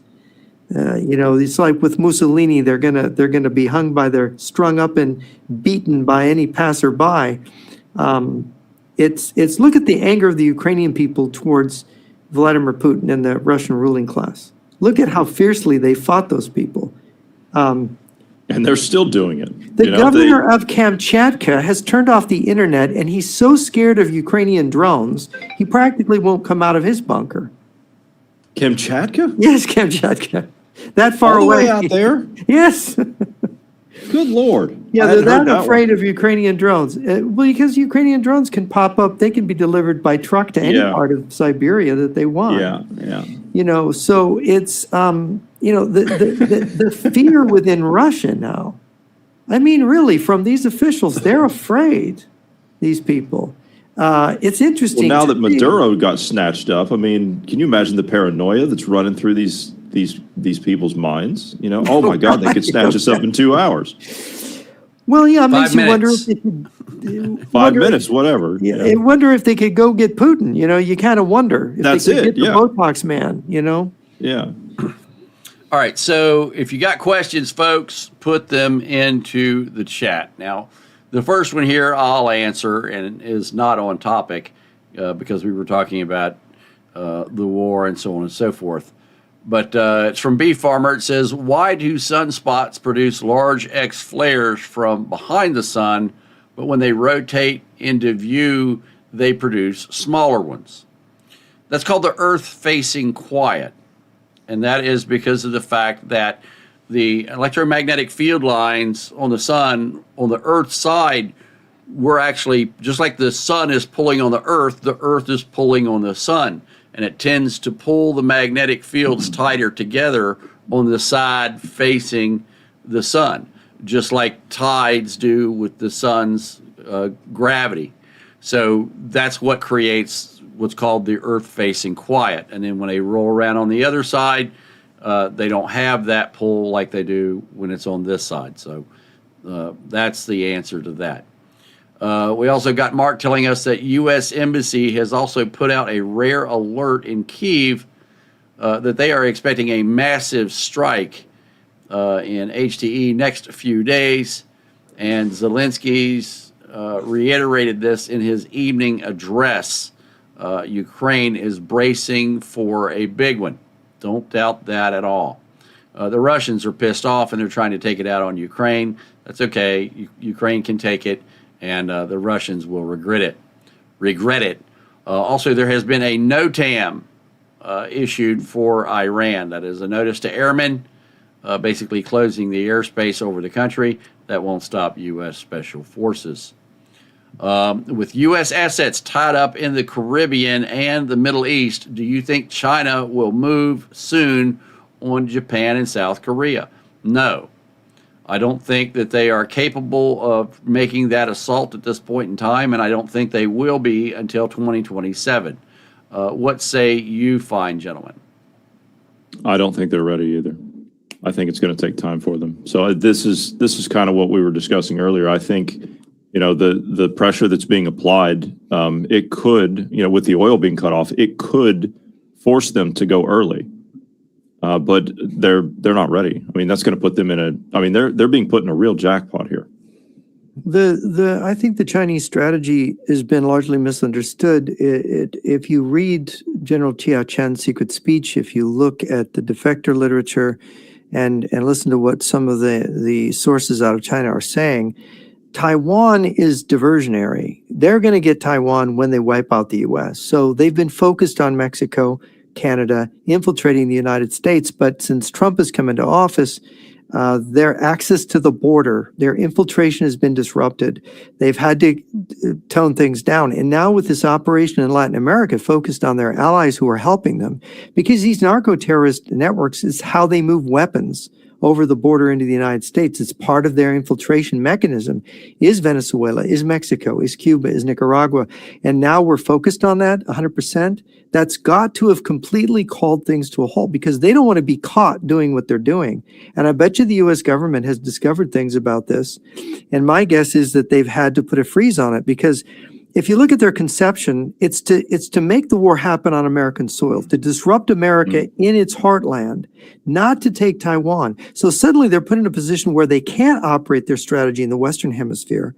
They have to go for Taiwan, but they never were intending to do a full invasion of Taiwan. Right? I also think this, to your point about the drugs, this cuts off their money supply, right? And the way that they launder that money through real estate, this helps with their infiltration process as well into the United States. And all that's been cut off now too. So their money's been disrupted. Yeah, the money's been compromised. I mean, we've already taken a lot of money from these criminals. We took, I think, the biggest fentanyl haul in history was taken at Houston at the beginning of these operations against Venezuela when we were building up here for this a couple months back. So I think, and this is what Mr. Wang told me, is their whole operations on hold against the United States because of what's happening. And that's interesting to me. Maybe General Van Herk and General Laura Richardson were listened to. Maybe there was within the Pentagon, especially when Trump got in, the will to do something about all this. And that's part of what we're seeing being manifested now. I'd like to point out one thing on the Venezuelan operation. Tulsi Gabbard was excluded from the planning operations for that. That's interesting. Yeah. Well, somebody is waking up to what's going on because I've never trusted her I don't trust her any farther than I can throw her. No. Well, someone in intelligence once pointed out to me that the Russians are great at deception, but we're really great at sting operations. So you bring somebody in and you pretend to be fooled by their trick, but you're really stinging them. You let them play out their hand, and then boom, there's a twist at the end where you're not the one that's fooled; they're the ones that has been fooled. So maybe that's what we're seeing. Hope so. Okay. Somebody said, Lee, a week or two ago, someone asked about the drone replacement for DJI. And well, it would be this company right here. This is, and I put it into the chat as far as a response. That is a company called Skydio, SKYDIO.com. This is the new drone manufacturer here in the United States that actually uses AI, and I think is a much better drone than DJI. And well, it's a hell of a drone. And so a lot of people are picking these up and using these. So this is my choice. If you're going to have a drone, this is what I would use. And when we have the funds, this is what we will use. These are being deployed all over the place in the United States. Again, a much, much better drone than what DJI has. Let's see. So the next question is, why are the UK and France, let me see, where did it go here? Why are the UK and France going up against the Russians? And that's because the UK and France see the writing on the wall. They know that the Russians have plans of going farther than Ukraine. What say you, gentlemen? I have hesitation about believing. Excuse me, let me Mr. rephrase Strong. that. It's not against Russia. Why are the UK and France going to take in the IRGC? I don't know. What? I've not Why heard are that. the UK and France going to take in, I think it should have been take on, the IRGC? I've not heard that. Yeah, I haven't heard that either.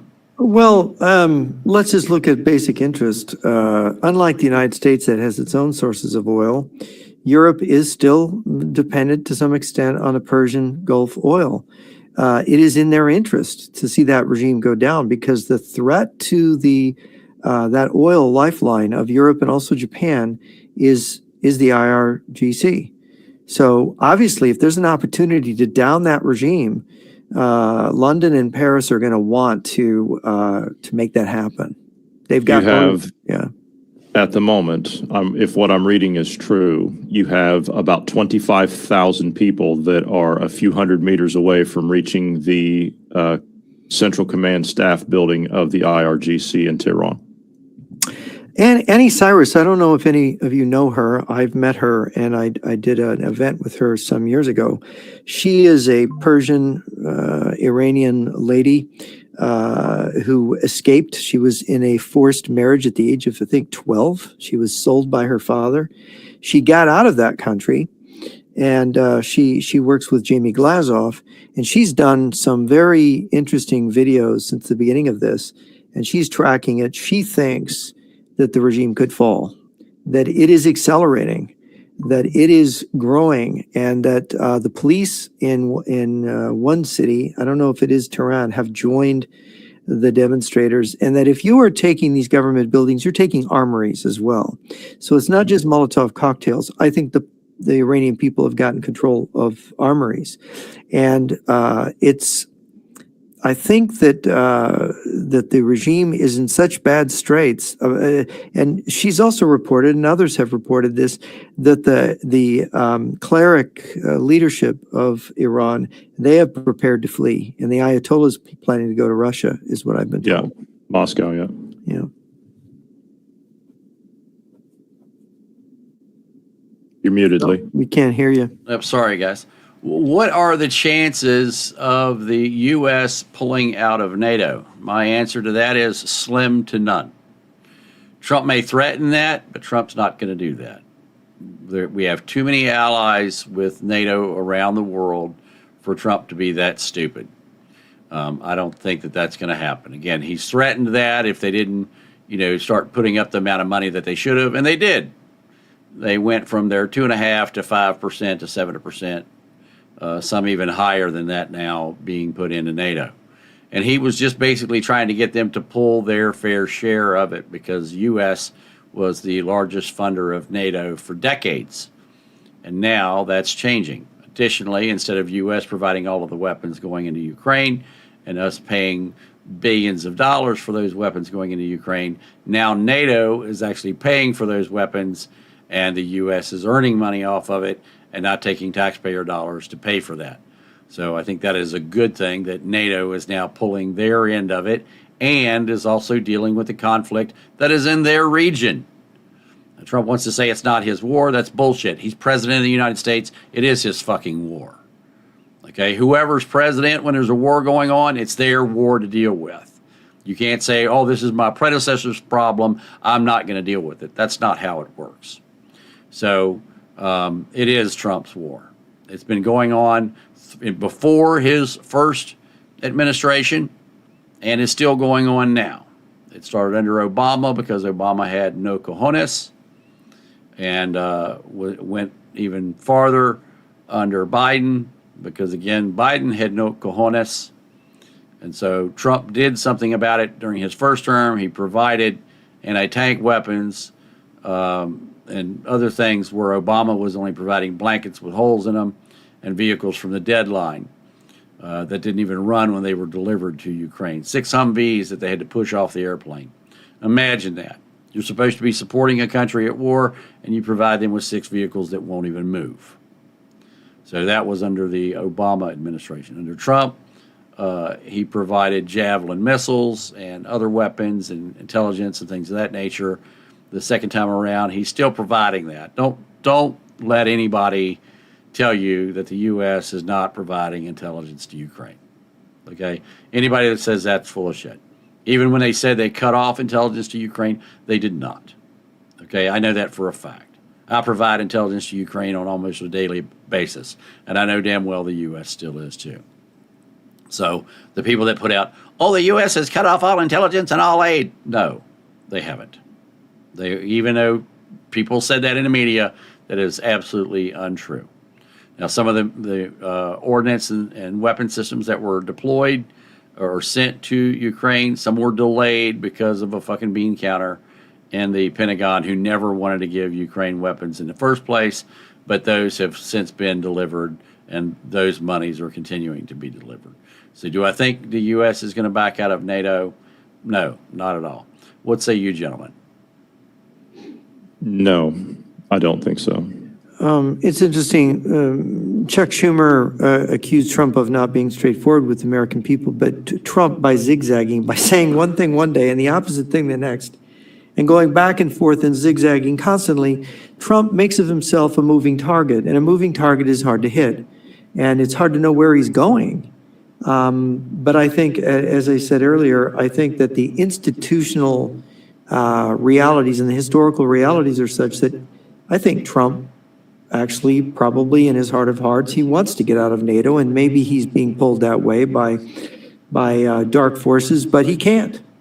He simply can't, because the institution won't let him, the situation won't let him, history won't let him. He has to defend NATO, and he has to defend Ukraine in the end. There's no escape. Public support does not coincide with leaving NATO. I mean, I know people that voted for Donald Trump, 2-3 times now, and they said, this whole, when we first started to see the anti-European policy, the tariffs and everything, people are saying, hang on a minute, we didn't vote for leaving our allies in Europe. Right. We didn't vote for any of that. We're not okay with that. Yeah.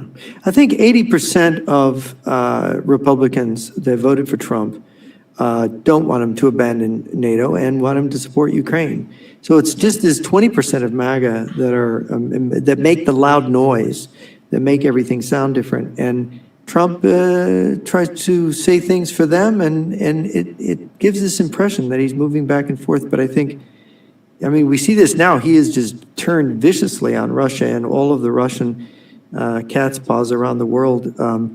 Putin and of course, Dugin's rhetoric reflects that. All right, you're going to push the button, but you dug this pit, now you got to fall into it. But at the same time, we don't need to fall into the Yarvanite trap. The Arvanite trap. Yeah, as in, this is our hemisphere, you keep yours and all that, we'll abandon Europe. We don't need to fall into that. And that's the great thing about Trump's inconsistency and his unstraightforwardness is that here the Russians and Chinese think they're going to cheat him, and he's the one actually cheating them. It's funny to watch. He's the only politician who could do this, who could actually trick these people, because they literally think they've got the right to get something out of him, that he's going to do what they want. And he does. He seems to do what they want. He avoids doing certain things. And see, we got him under control. But my gosh, this is now objectively looking at this. It's not good for them right now. All right. So the next question is, Rick says, I hear there are large Chinese military bases in Canada and Mexico near the border. Is there any validity to this? No, that's fear porn. If there were large Chinese military bases on the border of the United States in Mexico and in Canada, we would be talking about it here. Now, is there a presence of Chinese near the border of where they've purchased some land? Absolutely, especially along the Canadian border. Are there Chinese forces in Mexico? Yes, there are some Chinese in Mexico, just like there's Chinese operating in Cuba. Are there Chinese in Canada? You can bet your ass, yes, there are Chinese operating in Canada. But there are no large military bases full of red Chinese on the border of Canada with the U.S. or on the border of Mexico with the U.S. You gentlemen have anything you want to add to that? Specifically, the clip that I played earlier of General Van Herk talking about the GRU, their most forward deployed position in the world being in Mexico. That is the Russian military. That's not Chinese, but they're one and the same in the strategy against the United States and the West. Yeah, their strategy is infiltration invasion like Hitler did to Norway in 1940. The problem is they're not invading a small country, which only takes weeks to prepare to invade, where they've already largely infiltrated it commercially. They're dealing with an enormous country with nuclear weapons and other things. And of course, all the modern technology, Lee, that you've pointed out, by which some of the things they're doing can be detected. So the complexity of what they're doing, it may be that given the unpredictable nature of Trump's policies and what's happened, it may have derailed critical parts of their strategy. You have to create arms caches and move people here, and then you have to very quickly move over the ocean to support them in a war. And it doesn't look like that's coming together for the Chinese right now, or the Russians. No. The second largest demographic we apprehended on the border during the Biden administration were Chinese nationals, in excess of 200,000 of them. Yes. And now the interesting thing here is that we've seen with all of these ICE raids that have been taking place across the United States. I'm not going to get into the Minneapolis thing. That's for another day. But all the ICE raids that have been taking place across the U.S., I've not seen any large-scale raids against any Chinese nationals. You would think that that would be a thing. I've not seen or heard anything about that. We've seen them go into, those of Latin communities. We've seen that, but I've not seen any large-scale Chinese apprehensions take place. And to Jeff's point, you need to quickly get across the ocean and support them. The problem is that when you sneak that many operatives into a country for the purposes of carrying out operations against them, if you don't do it in a specific period of time, you risk losing control of them. So there's a window of opportunity that the Chinese need to take on here. Yeah, people don't necessarily obey you when they're out of your country. How do you control them? How many defect? How many disappear into American society? Is a question. Yeah, and when they see that, hang on a minute, this place is not what we were told it was. They have stores and they have food in them all the time. What is this? I can have a nice place to live with comfortable furniture, and the electricity is always on, and I have hot water, and it's clean. Why? What am I doing? This is my point. You just give a fake intelligence report back to your former boss and tell him you're doing your job, and then that's it. Yeah. Okay, so the next question is, how long has everything up to this point been in planning or in the works as far as Venezuela and what may be to come is concerning? I'm not really concerned about what is to come because there has been very good planning. I can tell you that I personally know that the planning for what is planned for Venezuela has been in the works since before August of last year. So the last part of July, first part of August was when I started learning about what was going on in Venezuela, and I've been keeping my mouth shut since then.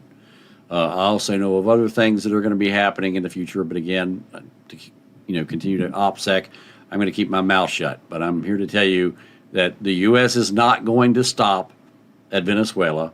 The plan for Venezuela is much bigger than anything that's been revealed, and some of the neighbors in the region are going to have the same problem Venezuela does. So that's what I can tell you on that. Did any of you guys hear of any intelligence prior to July, August on this? No. I only know that this idea of the Monroe Doctrine was being discussed before Trump's inauguration. I do know that, but I don't know. I don't know what. Specifically for Venezuela. The Monroe Doctrine thing. You heard talk about they were going to get Hutchison Whampoa, that Chinese company, out of the ports of entry of the Panama Canal, which they did do. So these things were being discussed, during the transition. That's all I know. Okay, and we're now hearing that Iran is at war with their own people. That is per Tulsi TV, which is a news outlet that we do support here and encourage people to watch. Also, the Russians have fired Resnik missiles at Ukraine, and some of those have hit in Lviv. So there's multiple warheads coming in there. Let's see what else we have here. A live view map. 17 possible intermediate range ballistic missiles, IRBMs, strike against Lviv. Violent explosions were reported in Lviv. So we're going to continue to take questions. What did they target in Lviv? Do you know? Just to terrorize. I mean, Russians are terrorists. Do you know that we looked at that when they used one of those Russian missiles back, which is an RS-26. They've just taken the warheads off of it. That's all they did. You're muted, Lee.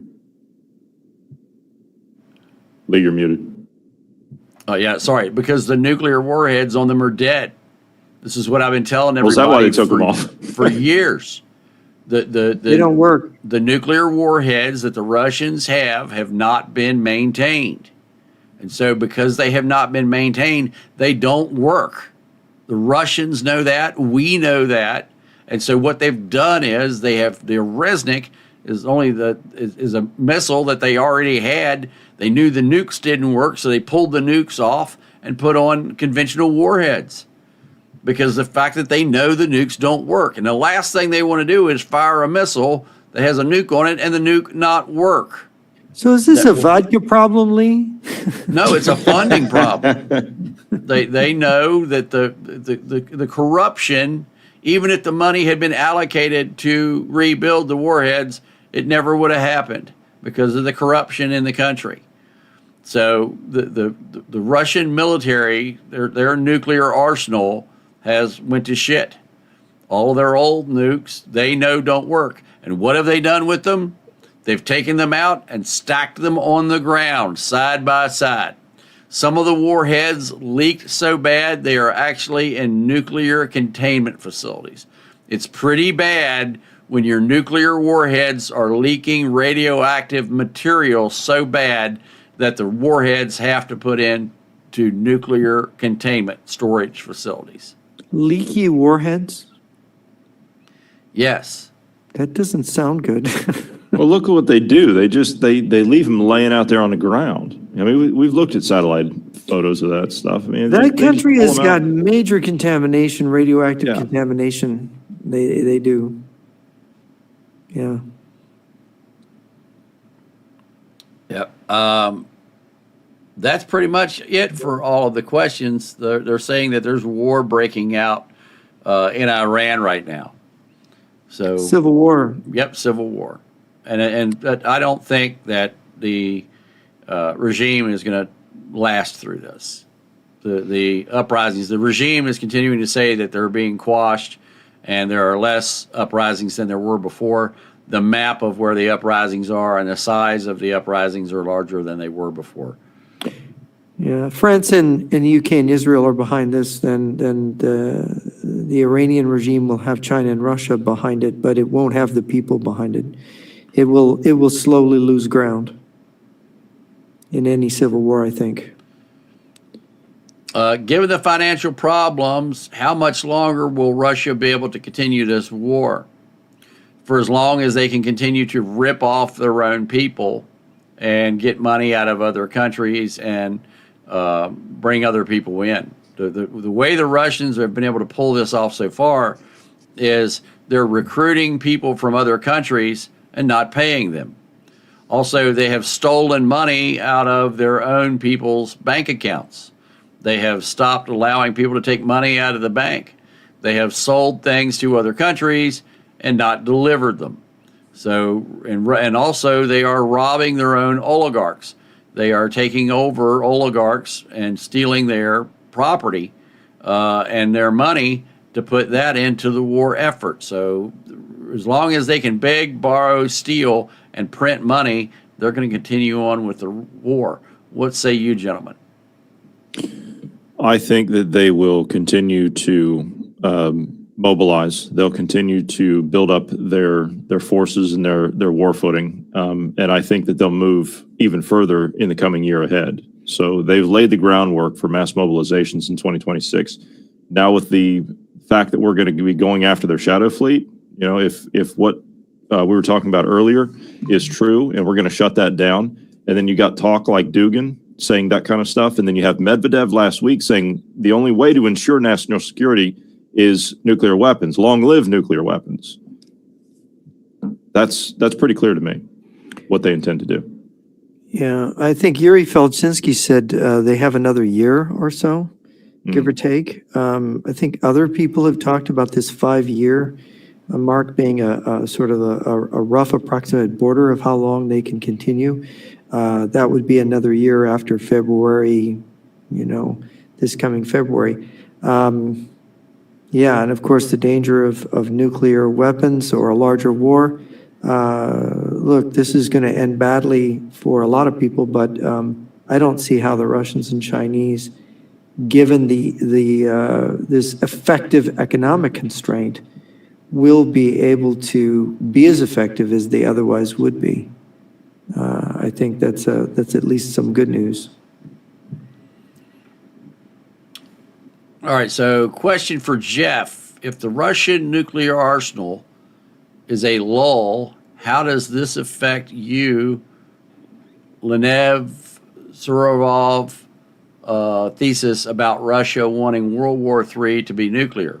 Well, my response on that is the old ones haven't been maintained, but they're still building new ones. Yeah, they are building new nuclear weapons. This was the thing, Suvorov has said this a long time, a lot of nuclear weapons, if you read him thoroughly, he says a lot of their nuclear weapons don't work. That their nuclear arsenal is really smaller than stated because so many of them don't work. And he wrote that, 40 years ago. So we've always known there were these problems with the Russian military. But Suvorov, he was once, I think he was lecturing at West Point, and somebody said, well, you're inconsistent. You say that they can do all these great things, but they also have these deficits. And he says, yes, it's true. The Russian military, the Soviet military is a kind of contradiction. And it is. And it's what makes them dangerous. It's what makes them, has given them victories and also terrible defeats. So it craves, we're watching, it's a peculiar kind of beast, the Russian military. And if they can get their stuff to work, the reason they rely on nuclear weapons, by the way, it's not that they want nuclear war, it's that the only way they can be effective is combined arms nuclear warfare because they can't make the kind of quality conventional military that we can. They just aren't, their society is not capable of that.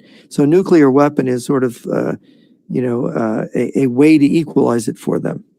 I hope that answers it.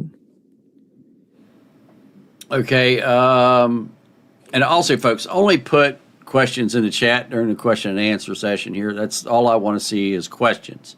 If it's not a question, please hold it to the end or put it in the comments after the show. But once we're in the question and answer session of the show, all I want to see in the chat is questions from the audience here. If Russia fires a nuke, and it goes straight up. Wait a minute. Excuse me. Before that, how can we as civilians best support USA war effort ongoing, as you say that things in Venezuela is going on for a while yet? The best way to support America is to buy American. So buy American-made products. That supports all of us, as opposed to buying cheap junk from China or elsewhere. And buy local. Yes, and buy local, absolutely. Yeah, buy local. If Russia fires a nuke and it goes straight up and straight down on their own heads, I'm assuming the international bodies can prove the radioactive fingerprint would prove it was their own missile. We don't have to see the radioactive fingerprint. No missile can be fired from the surface of the planet without us knowing exactly where it was fired from. The U.S. has sensors in space that look at the Earth, and they orbit the entire Earth 24 hours a day, 7 days a week. you can't even fire a shoulder-fired missile, a man-pad, anywhere in the world, and the U.S. military not see it. What people don't realize is that military sensors in space have the ability to look at specific frequencies of light. And rockets and missiles and things of that nature emit certain frequencies of light that are not emitted by other natural occurring events. So wildland fires, structure fires, explosions at petrochemical plants, things of that nature, they don't emit those particular frequencies of light. So our sensors look at the Earth, and we look specifically for those frequencies of light. And the moment that we see just a pixel full of that frequency of light, we get an alert that something has been fired. And so we know the moment that anybody fires a missile or a rocket anywhere in the world, we can see it immediately if it breaks the canopy. So if it goes above the trees, whereas that it's plainly visible from space, then we know what it is. Just really quickly on the Iran thing, Yeah. Elon Musk has just enabled free Starlink access across the country. And they are prosecuting anybody in Iran who is using Starlink.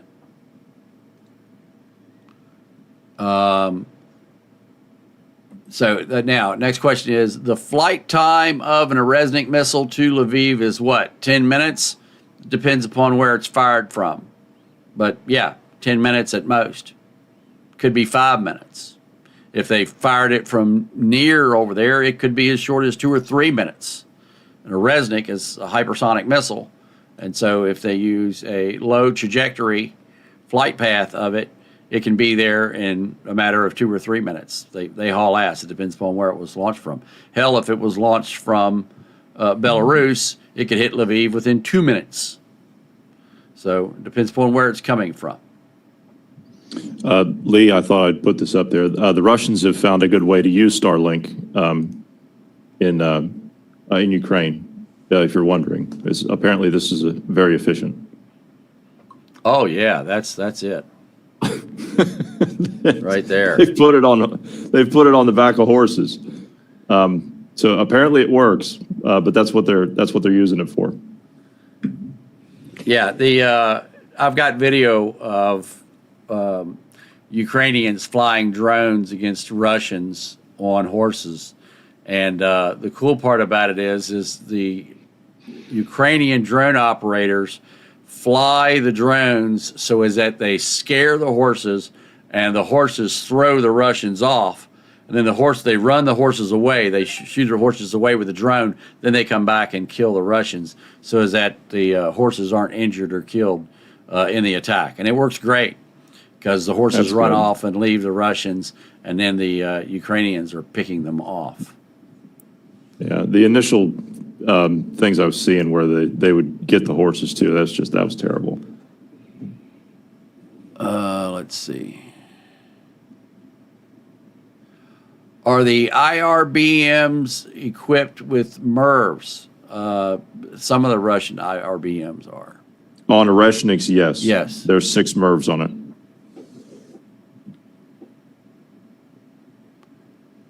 How many centrifuges does Russia have, and can they reclaim their out-of-service nukes?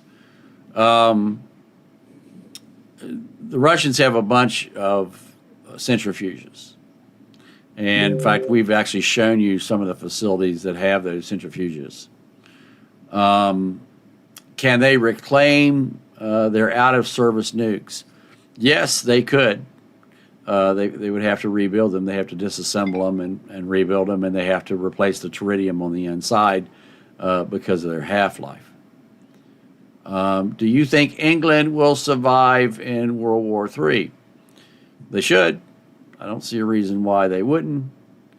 With Keir Starmer, they won't. They won't survive peace with him.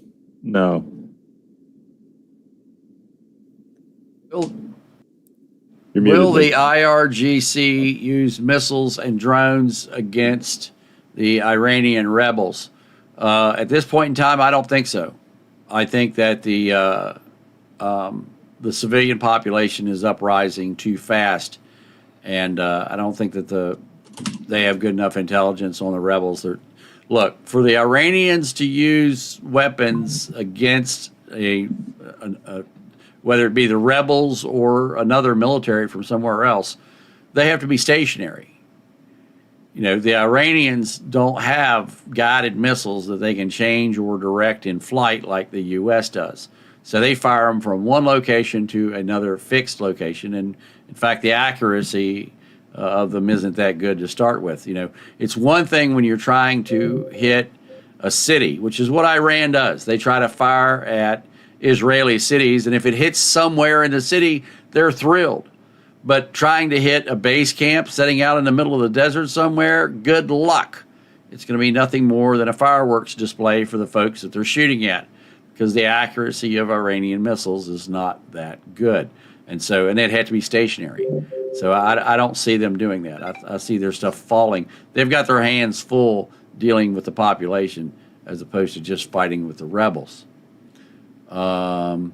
What do you guys think is on the Bella 1 ship? I think Iranian missiles and Iranian drones were on Bella 1. What say you guys? That's an interesting question. They must have dumped it in the sea. They could have had nuclear reactors maybe headed for Venezuela, that they wanted Venezuela to have a explanation for how they might end up with a nuclear weapons grade material. It could have been drones or missiles, like you say, or ways to assemble them. I don't think we'll ever know.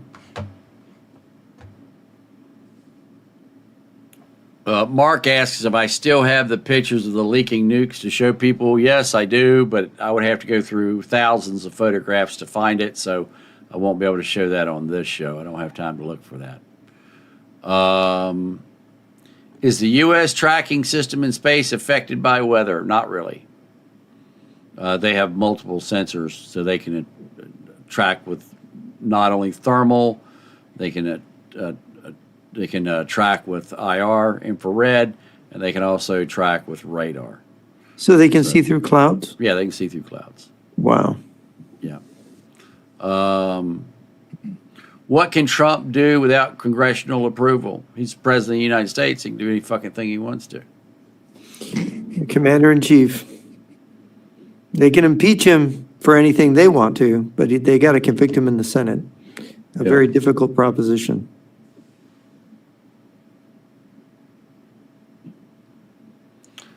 Of the many tunnels in Venezuela you've been showing us for months, what is still left in those besides the few we blew up? A lot of missiles, a lot of weapon systems, a lot of underground command and control is still in place. Now, the main communication sites in Venezuela are no more.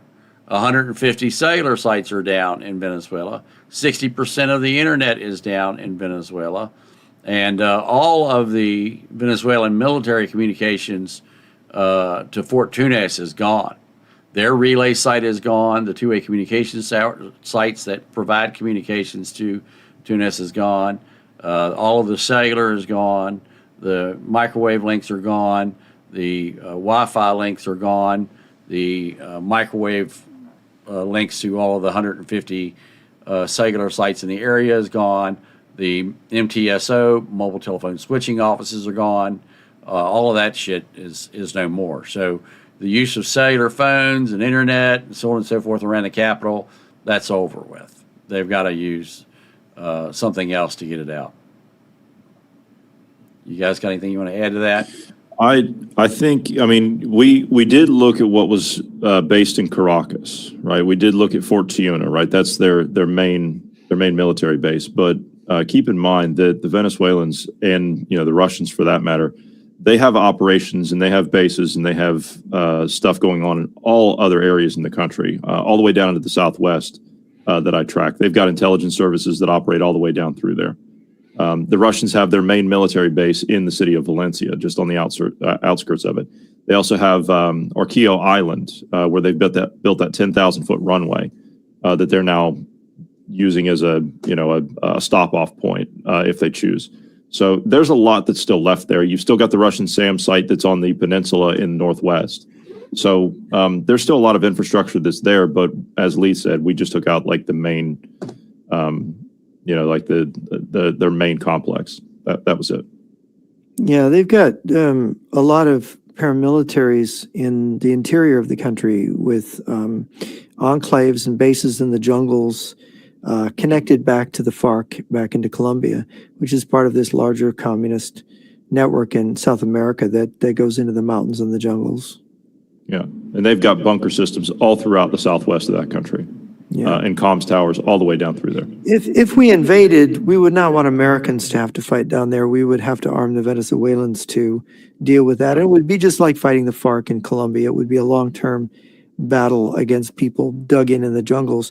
But if we are able to destroy their source of income, which is the cocaine trafficking and the drug, the money laundering and the arms trafficking, if we can contain that, they will dry up. They will lose their source of wherewithal. So, and you have to remove the Russian and the Chinese infestation down there, as in like their advisors and their military presence. You have to remove that.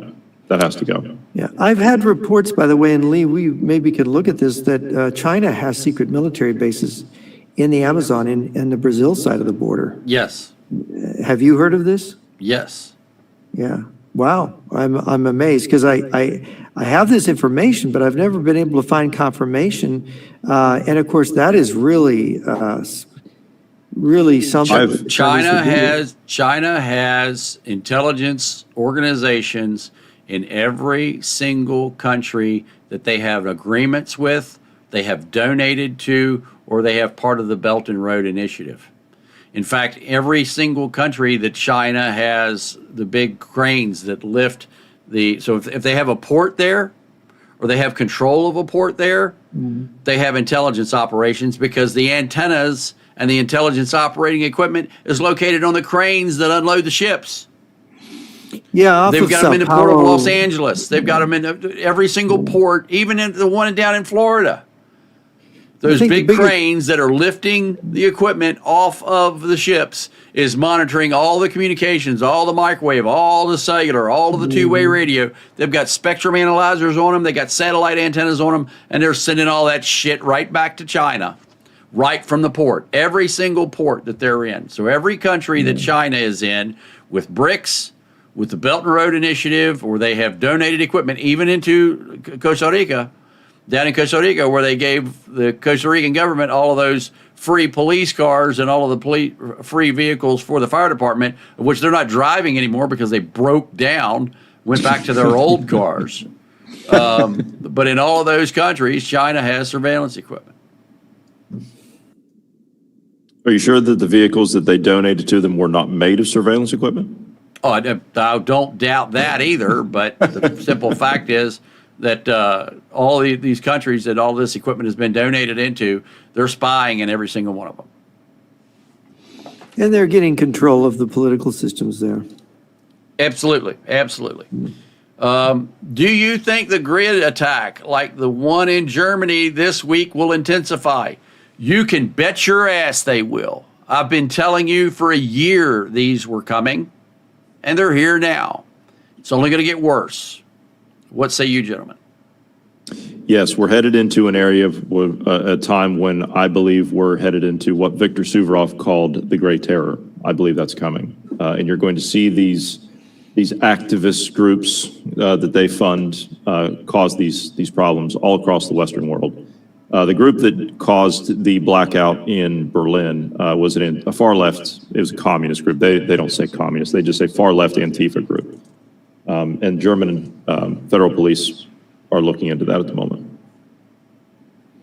Yeah, there's going to be attempts to cause unrest in Spain and France and the UK, Germany. There's going to be, and in the US, and Antifa-type groups and maybe right-wing groups that they can radicalize and get control of. They're going to use those to create maximum disruption. And of course, the other name the Russians have for this is the overture. You know, like when you go to an opera, before you have this big musical score, which is the overture, which they play in advance of it. This is what they call it. Let's see here. Do you think we are going to see any ISR flights down South Africa during this BRICS naval exercise with Iran, China, and Russia in South Africa? We could. There's quite possibly we're going to use some other source of intelligence to monitor that, ships, or even satellite imagery. We don't have to fly. I mean, it's not like they have anything that we've never seen before. Next is, what is the plan for silver? I've found it for a while, not clearly understanding the situation. I think silver is going to continue to increase to well over $100 an ounce. What say you? That's I a safe think- assumption, yeah. Yeah, I actually think the price of silver, as Jeff has alluded to before, and I agree with it. I think the price of silver and gold, for that matter, are being kept artificially low. I think they're much higher than what they actually are. I think silver's around $200 an ounce already. Yeah, I think gold is going to go over 5,000 and silver is going to obviously go over 100. Silver may be more undervalued than gold right at the moment. Next question is, have you seen the Anduril Eagle Eye? Yes, I've seen the Anduril Eagle Eye. In fact, I wrote the requirements for it back in 1983. They're just now able to build it. That's why newspapers and other news organizations used to call me a visionary, because I used to write requirements for things. So yes, I'm very familiar with the Anduril Eagle Eye, excuse me. I've been doing heads-up displays, thermal imagers. I was part of the Digitized Soldier program, Force 21 Land Warrior, Net Warrior, and I still support special operators with a variety of different things. I put the first heads-up display on an American soldier, the first color heads-up display on an American soldier, the first see-through heads-up display on an American soldier, the first VGA heads-up display, the first 1080 resolution heads-up display, and the first heads-up display compatible with night vision goggles. I also put the first image fusion heads-up display on American soldiers. So I've got 30 years of doing what Eagle Eye does. So yes, I'm very familiar with it. It is a wonderful technology. I think it's a great thing. I think the price needs to come down on it, but I think it'll be a great thing in the future when it is deployed. So, and if I can help them in any way at all, they're welcome to call me. But I'm not going to chase them down. You guys got anything you want to add to that? I'd just like to point out, when you wrote the requirements for that, I was 1 year old. Wow. You guys just make me feel like such a young man. So, yeah, I've been doing this for a long time. For those of you guys that don't know, I'm Inventor Lee Wilbarger, and I've been doing military intelligence equipment, special operators, and so on and so forth since the early 80s. So now I'm old, fat, gray, and retired, but I'm still called in regularly to help with intelligence assessments as well as to review equipment to be deployed or tested for use on the battlefield. So anyway, I'm not seeing any more questions in the chat, so I think we're going to end this one so that I can come back and cover what is going on in Iran. Anything you guys would like to add? Also, I need everybody's link so I can put those into the chat here. Give me just a second. So I'll if you put could that do in. that. I'll put that in. So anything you guys want to add? Yeah, and there's people can go to see Annie Cyrus's feed over on Jamie Glazov's the Glazov gang site. I think it's worth listening to her. She's of course she speaks Farsi and she's from Iran, and she's able to hear what's being said in the streets and the language, and she has people she knows there. So she's a good resource for finding out up to date what's going on in a situation where there's very poor reporting from the Western media right now. And right now, it's even, I mean, with the internet being cut off in Iran completely. So we're just relying on whatever they can get from Starlink access. That's it. Yeah. So they cut the internet off, and right after that, they started gunning people down in the streets. Yeah. Well, I hope that doesn't go well for them. I hope that I hope not. Yeah. that those IRCG thugs get brought to justice for suppressing those people all this time. You got 88 million people, and I think 80 million of them are pretty angry right now. Oh, we got a couple more questions here. Do you think Russia will use a nuclear weapon on Ukraine? No. No, I don't. They think so. claim Ukrainians are Russians. It would be. They can't do that to like the people in Russia, the Russian people themselves. I mean, we're talking about brothers, cousins, aunts, uncles, grandparents. There are relations. Yeah, you can't. But you know, if we trust the Russian polling, they say a majority of Russians are for using nuclear weapons in Ukraine now, just to end the war. Might be true. Could be wishful thinking. Could be something they'll use to then use nuclear weapons. But the problem is they know the international reaction of using nuclear weapons on a country that gave up its nuclear weapons by treaty with an agreement that Russia would obey its borders. It would be such an outrageous deception and betrayal that I'm not sure Russia could survive the psychological backlash around the world and ultimately in Russia. Even if the majority of Russian people might have that feeling at a moment, you know, people when they see the horrors of nuclear war, they could easily be so revolted by it that it unravels the regime. We're seeing the reports of an Oreshnik that hit Lviv. Now, you would think that the likely target would have been Kiev, right? But it wasn't. It was Lviv, all the way west. That's their most western city that's right next to the Polish border. Yes. I think that's I think it's almost like they're sending a message. It's closer to Europe. It's closer to Poland. It's been a part of the Austro-Hungarian Empire in Poland in the past. It's been outside of the Russian sphere. So it is almost Western territory, you could say, or Central European territory. So, and if that is true, if they had been off by 50 miles, which the Russians have been known to do before, that could have landed in Poland. Yeah, easily. I think it's a little more than 50 miles from the Polish border, isn't it? But it's not pretty that much close. more. Yeah, it's pretty close. Yeah. No, we measured that because you remember when the Hungarians closed the border? Yeah, was that? It was 50 miles. It was 50 miles. Yeah. No, I mean, it is, I think Oreshnik is a pretty accurate missile. But look, creeping west, pointing to the west, threatening the west. Yeah, that's why the Poles are digging anti-tank trenches and putting up dragon's teeth. They're getting ready because they're taking it seriously, and why the French are saying we need to have hospitals that could take tens of thousands of casualties in field hospitals by March. There is a fear that a war in the Baltic states and in Poland could break out between now and the middle of spring. Next question is, do you think we will see an EMP weapon used on the United States? Absolutely. Yeah, I think it's inevitable that they're going to use one on us. Yes, I think so. But don't worry, Lee, the boxes are going to save you. Oh, yeah, absolutely. I would say, though, that the United States, like on other things, is working on a solution to that problem, which is not the normal solution, and it's not requiring Congress to do anything.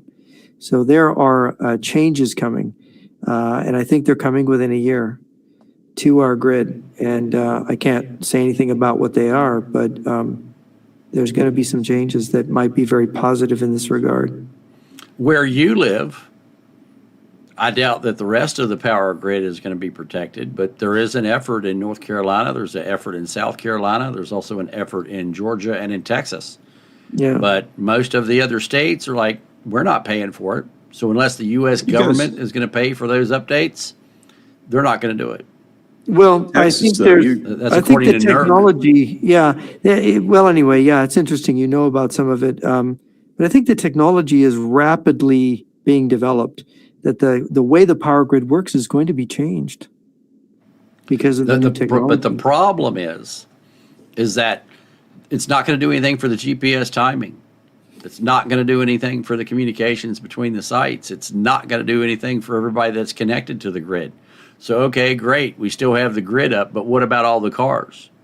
What about all the businesses? What about all the satellite uplinks? What about all But the at least- satellites in space? But at least you have a basis to come back. You have some Right, kind of, but yeah, that's- it's not a death sentence for 80, 90% of the population. No, I still think it'll be a death sentence for 80 to 90% of the population because we still won't have the water. We still won't have the food. We still won't have the transportation. That just because the grid is still up doesn't mean that we're still going to be able to produce. I mean, look at all the tractors that gather all of the food. They're not going to run. All the tractors now are computer controlled and satellite guided. All of the tractor trailers have electronics on board. All the trains have electronics on board. All of the ships, most of the ships have electronics on board. Their navigation. The days of navigating with a sextant are long gone. So All when you ocean-going lose vessels have all that stuff.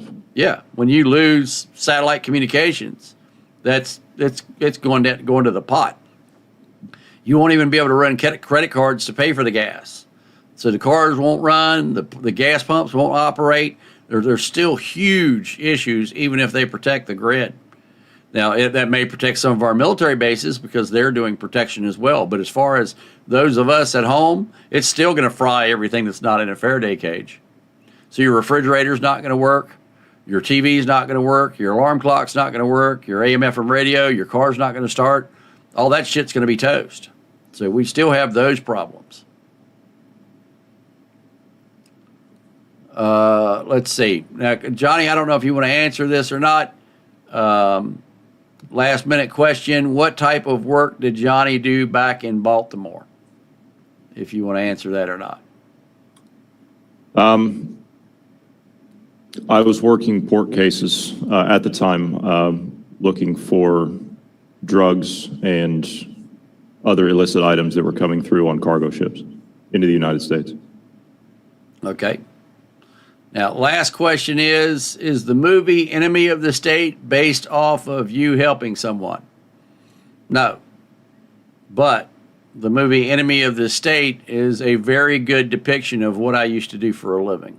In fact, of all of the movies that have ever come out, the movie Enemy of the State best describes what I used to do for Uncle Sam. First footage of what's first footage of what's happened in Lviv is coming in. I don't know. We're going to have to look at this a little bit closer, Lee. I can't tell if this is authentic or not. Does this flashing represent multiple strikes? These are MIRVs supposedly coming in. I see, from the Rushnik, more than one Yeah. Rushnik Yes. missile? Well, it should be six Yeah. flashes. Should be 6 flashes. So they launched That two. that is. Yes. 4, 5, Yes. 6, right Yep. there. Okay. Yep. That's a Resnick's coming in right there. Absolutely. They must have done tremendous damage. Did they hit the downtown area? It looks like a residential street here in Yeah. Lviv. Well, this is outside the city. Yeah, And those this are is hitting the Resnick's coming downtown- in. This is hitting the downtown area in Lviv? Yep. Terrible, those poor people. They would they have been in their shelters, Lee? No. Well, maybe. Yes. Yes. Because they Possibly. They had air They raids, were but they had warned. enough time to get Yeah. in their shelters? Well, they were warned. ahead of they were time, warned not- well in advance. I see. But in winter, it's got to be devastating to be hit by something like that when it's so cold outside. If your house is destroyed, what do you do?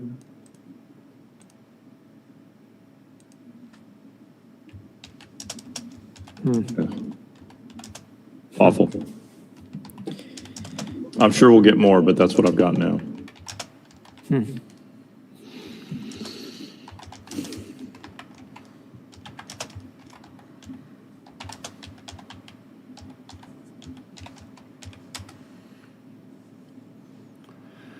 Yeah, that's not a pretty thing to see there.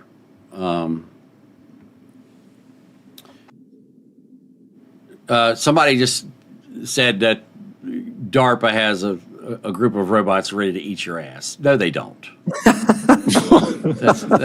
They What? fucking do not. Okay. I've been part of the DARPA robot challenge for the last 15 years. They can't even get the fucking robot to turn a valve. Okay. So to think that somebody is going to make a robot that's going to come here and kick my ass, good luck. Okay. That is not going to happen in the next 10 to 15 years. Look, I've been planning for robots ever since the movie with the guy that played Magnum PI, the movie Runaway, for the robots being programmed with AI to go around and kill everybody. Ever since that movie came out with Tom Selleck as the police officer, I've been planning on how to kill robots. So the day that they unleash killer robots is the day that Lee is going to unleash on those killer robots. And you guys are going to see all the different ways that I've come up with to destroy and disable those things. And believe it or Localized not, EMP will stop one. yes, an EMP will stop them, but there's other ways. The biggest problem that killer robots are going to have is the fact that they run off of batteries. And robots don't run that long on batteries. Especially the bigger and meaner they are, the shorter the distance they can run, because they have to carry the batteries on board. So most robots won't operate for more than 6 or 8 hours. And then they've got to be recharged or the batteries have to be replaced.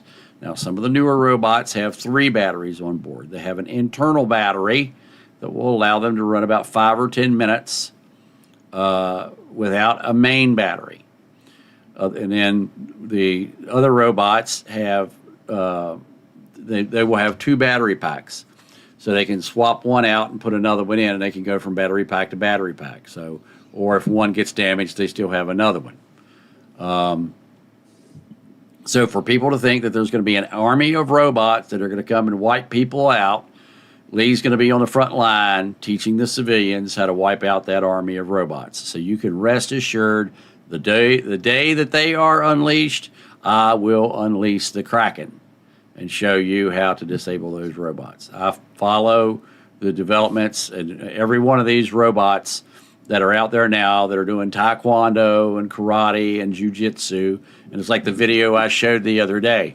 They put sensors on a guy, and so he was doing the karate moves, and the robot was doing the exact same karate moves.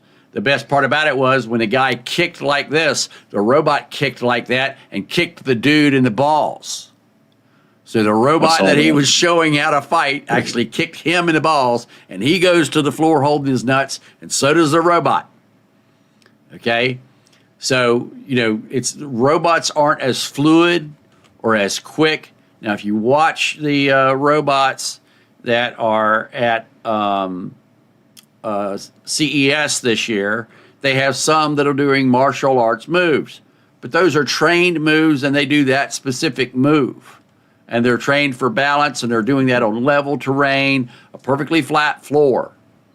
You go outside where there's gravel, you go outside where the ground is uneven, you go outside where the texture of the ground is not the same, it turns into a totally different ball of wax. Then the people who are in the lead there are Boston Dynamics.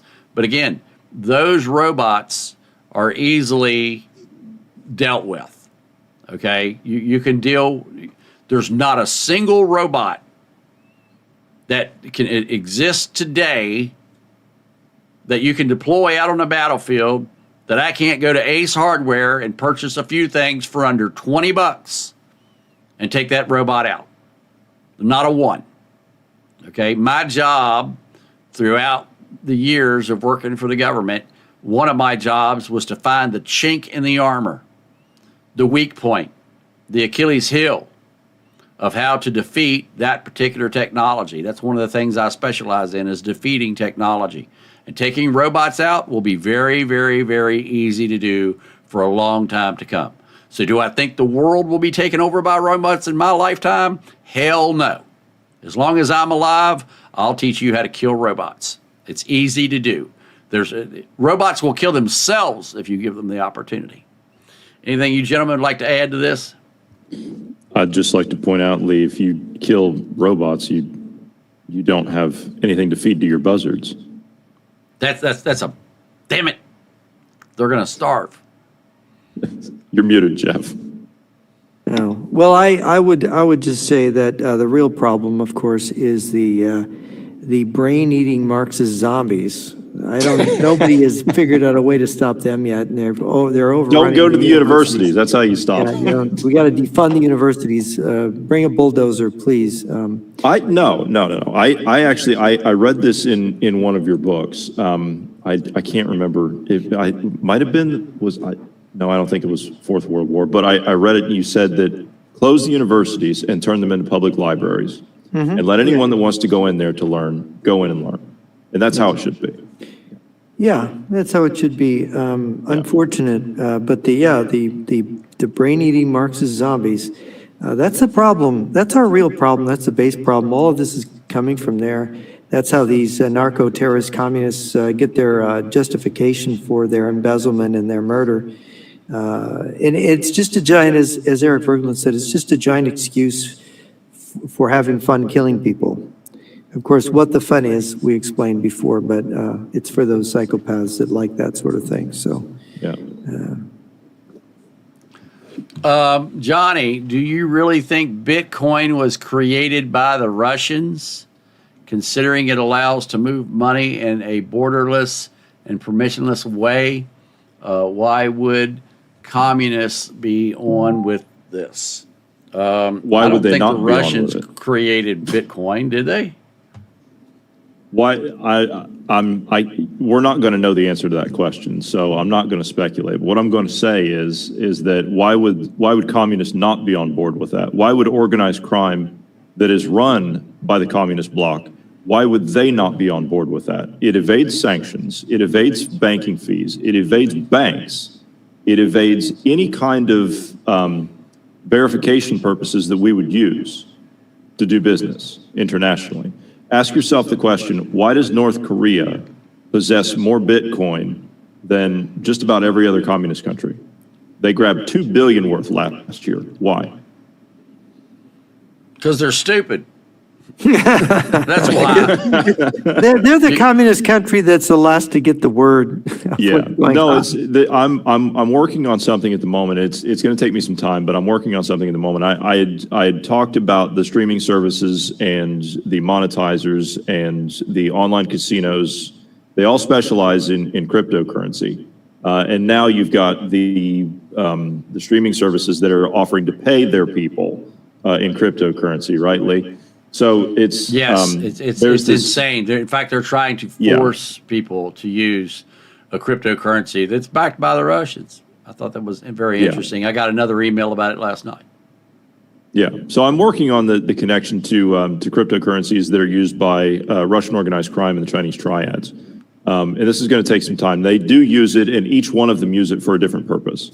But they do use it. So I'm going to get into that. And that will tie into everything that I've discussed before about the online casinos. The online casino, CloudBet, OSBet, RainBet, Stake.com, these are all Russian-run casinos. That they're registered down in Curacao, the Seychelles, Gibraltar, Malta, these places. They put these online casinos there.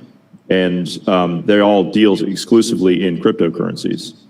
And these act as laundry services for them. So they'll run the money through there. They'll clean it through there, and then they'll pick an off ramp later for a hard asset. Is there a lot in Cyprus as well of this? Yes. Okay. Yes. I was not naming all the countries. I was just picking some of the top ones there. Right. So, but Cyprus is another one. Yes. All right. So somebody says blockchain transactions are all transparent. I thought that's true, but they're not all reporting. You see, blockchain transactions are not reported to the IRS like your tax returns are. And there's no verification as to who is behind that number. So yeah, you can say that ABC123 received this much money, but it doesn't say who ABC123 is. So there's not a reporting in that type, nor is there a reporting in the transactions. So if Johnny, by some strange reason, sends me $100 million in Bitcoin, of which I still haven't received that transaction yet, but when Johnny sends me that $100 million transaction in Bitcoin, that doesn't go to the IRS. That's not reported to anybody. So yes, you can scour through the blockchain to find it and verify it, but you have to know about it first. And that's the difference. It's not reported to the IRS. It's not reported to other collection agencies around the world. And so because of that, it's not trackable that way. So you can dig in and find it if you know exactly what you're looking for at the time that you're digging. But to have it reported, no. So that's the problem. So I can be totally legal with my transactions, but yet my neighbor can be getting 200 billion in Bitcoin, and if they don't report it, the IRS has no way to know that they got it. Anything you guys want to add to that? No, you got it pretty well. Is it, I don't understand the law. The government has a right to tax your money, but Bitcoin isn't money. So how does that work?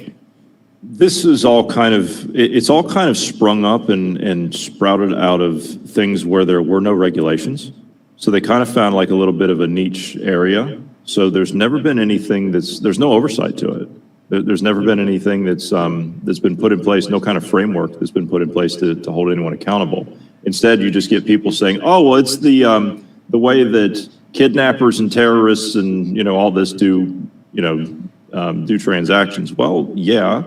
But as Lee said, you have to go through all of those processes if you want to know what you're looking for. And you have to know the parties involved that you're looking for. And then you have to have access to the wallets and the transactions that they use. So, I mean, it's, like I said, I'm digging into it, but you got organized crime that does use it. And it's facilitated in the first stages to be some kind of like an exchange, like Lee was talking about, but then there's an off-ramp point. So they'll use it as a foot in the door kind of thing, but then there's an off-ramp strategy for both of them, for the Russians and the Chinese. And that'll lead to other things that support their operations from a hard asset standpoint, whether that's real estate or front companies, that kind of thing. All right, folks. So I believe that's going to do it for this broadcast here. Yes, it is horrible about what is going on in Lviv, and I think that that's going to continue. There was one more question. Do you believe we will take over Greenland? And my answer to that is no, I don't think we're going to take it over. We may purchase it, but I don't think we're going to take it by force. You guys got anything you want to add on that?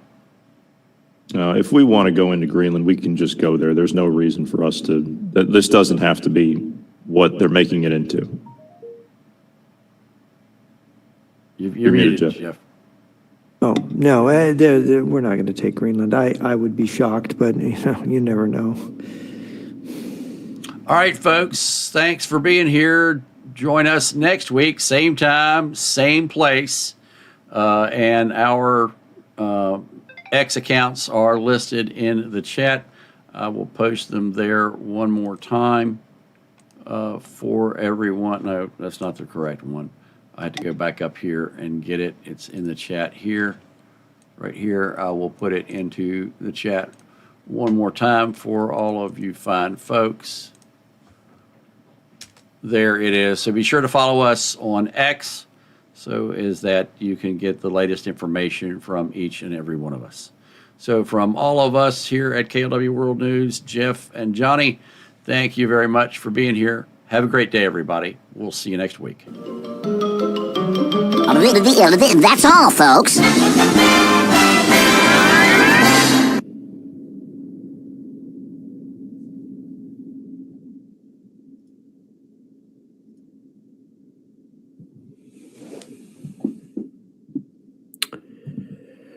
Wow.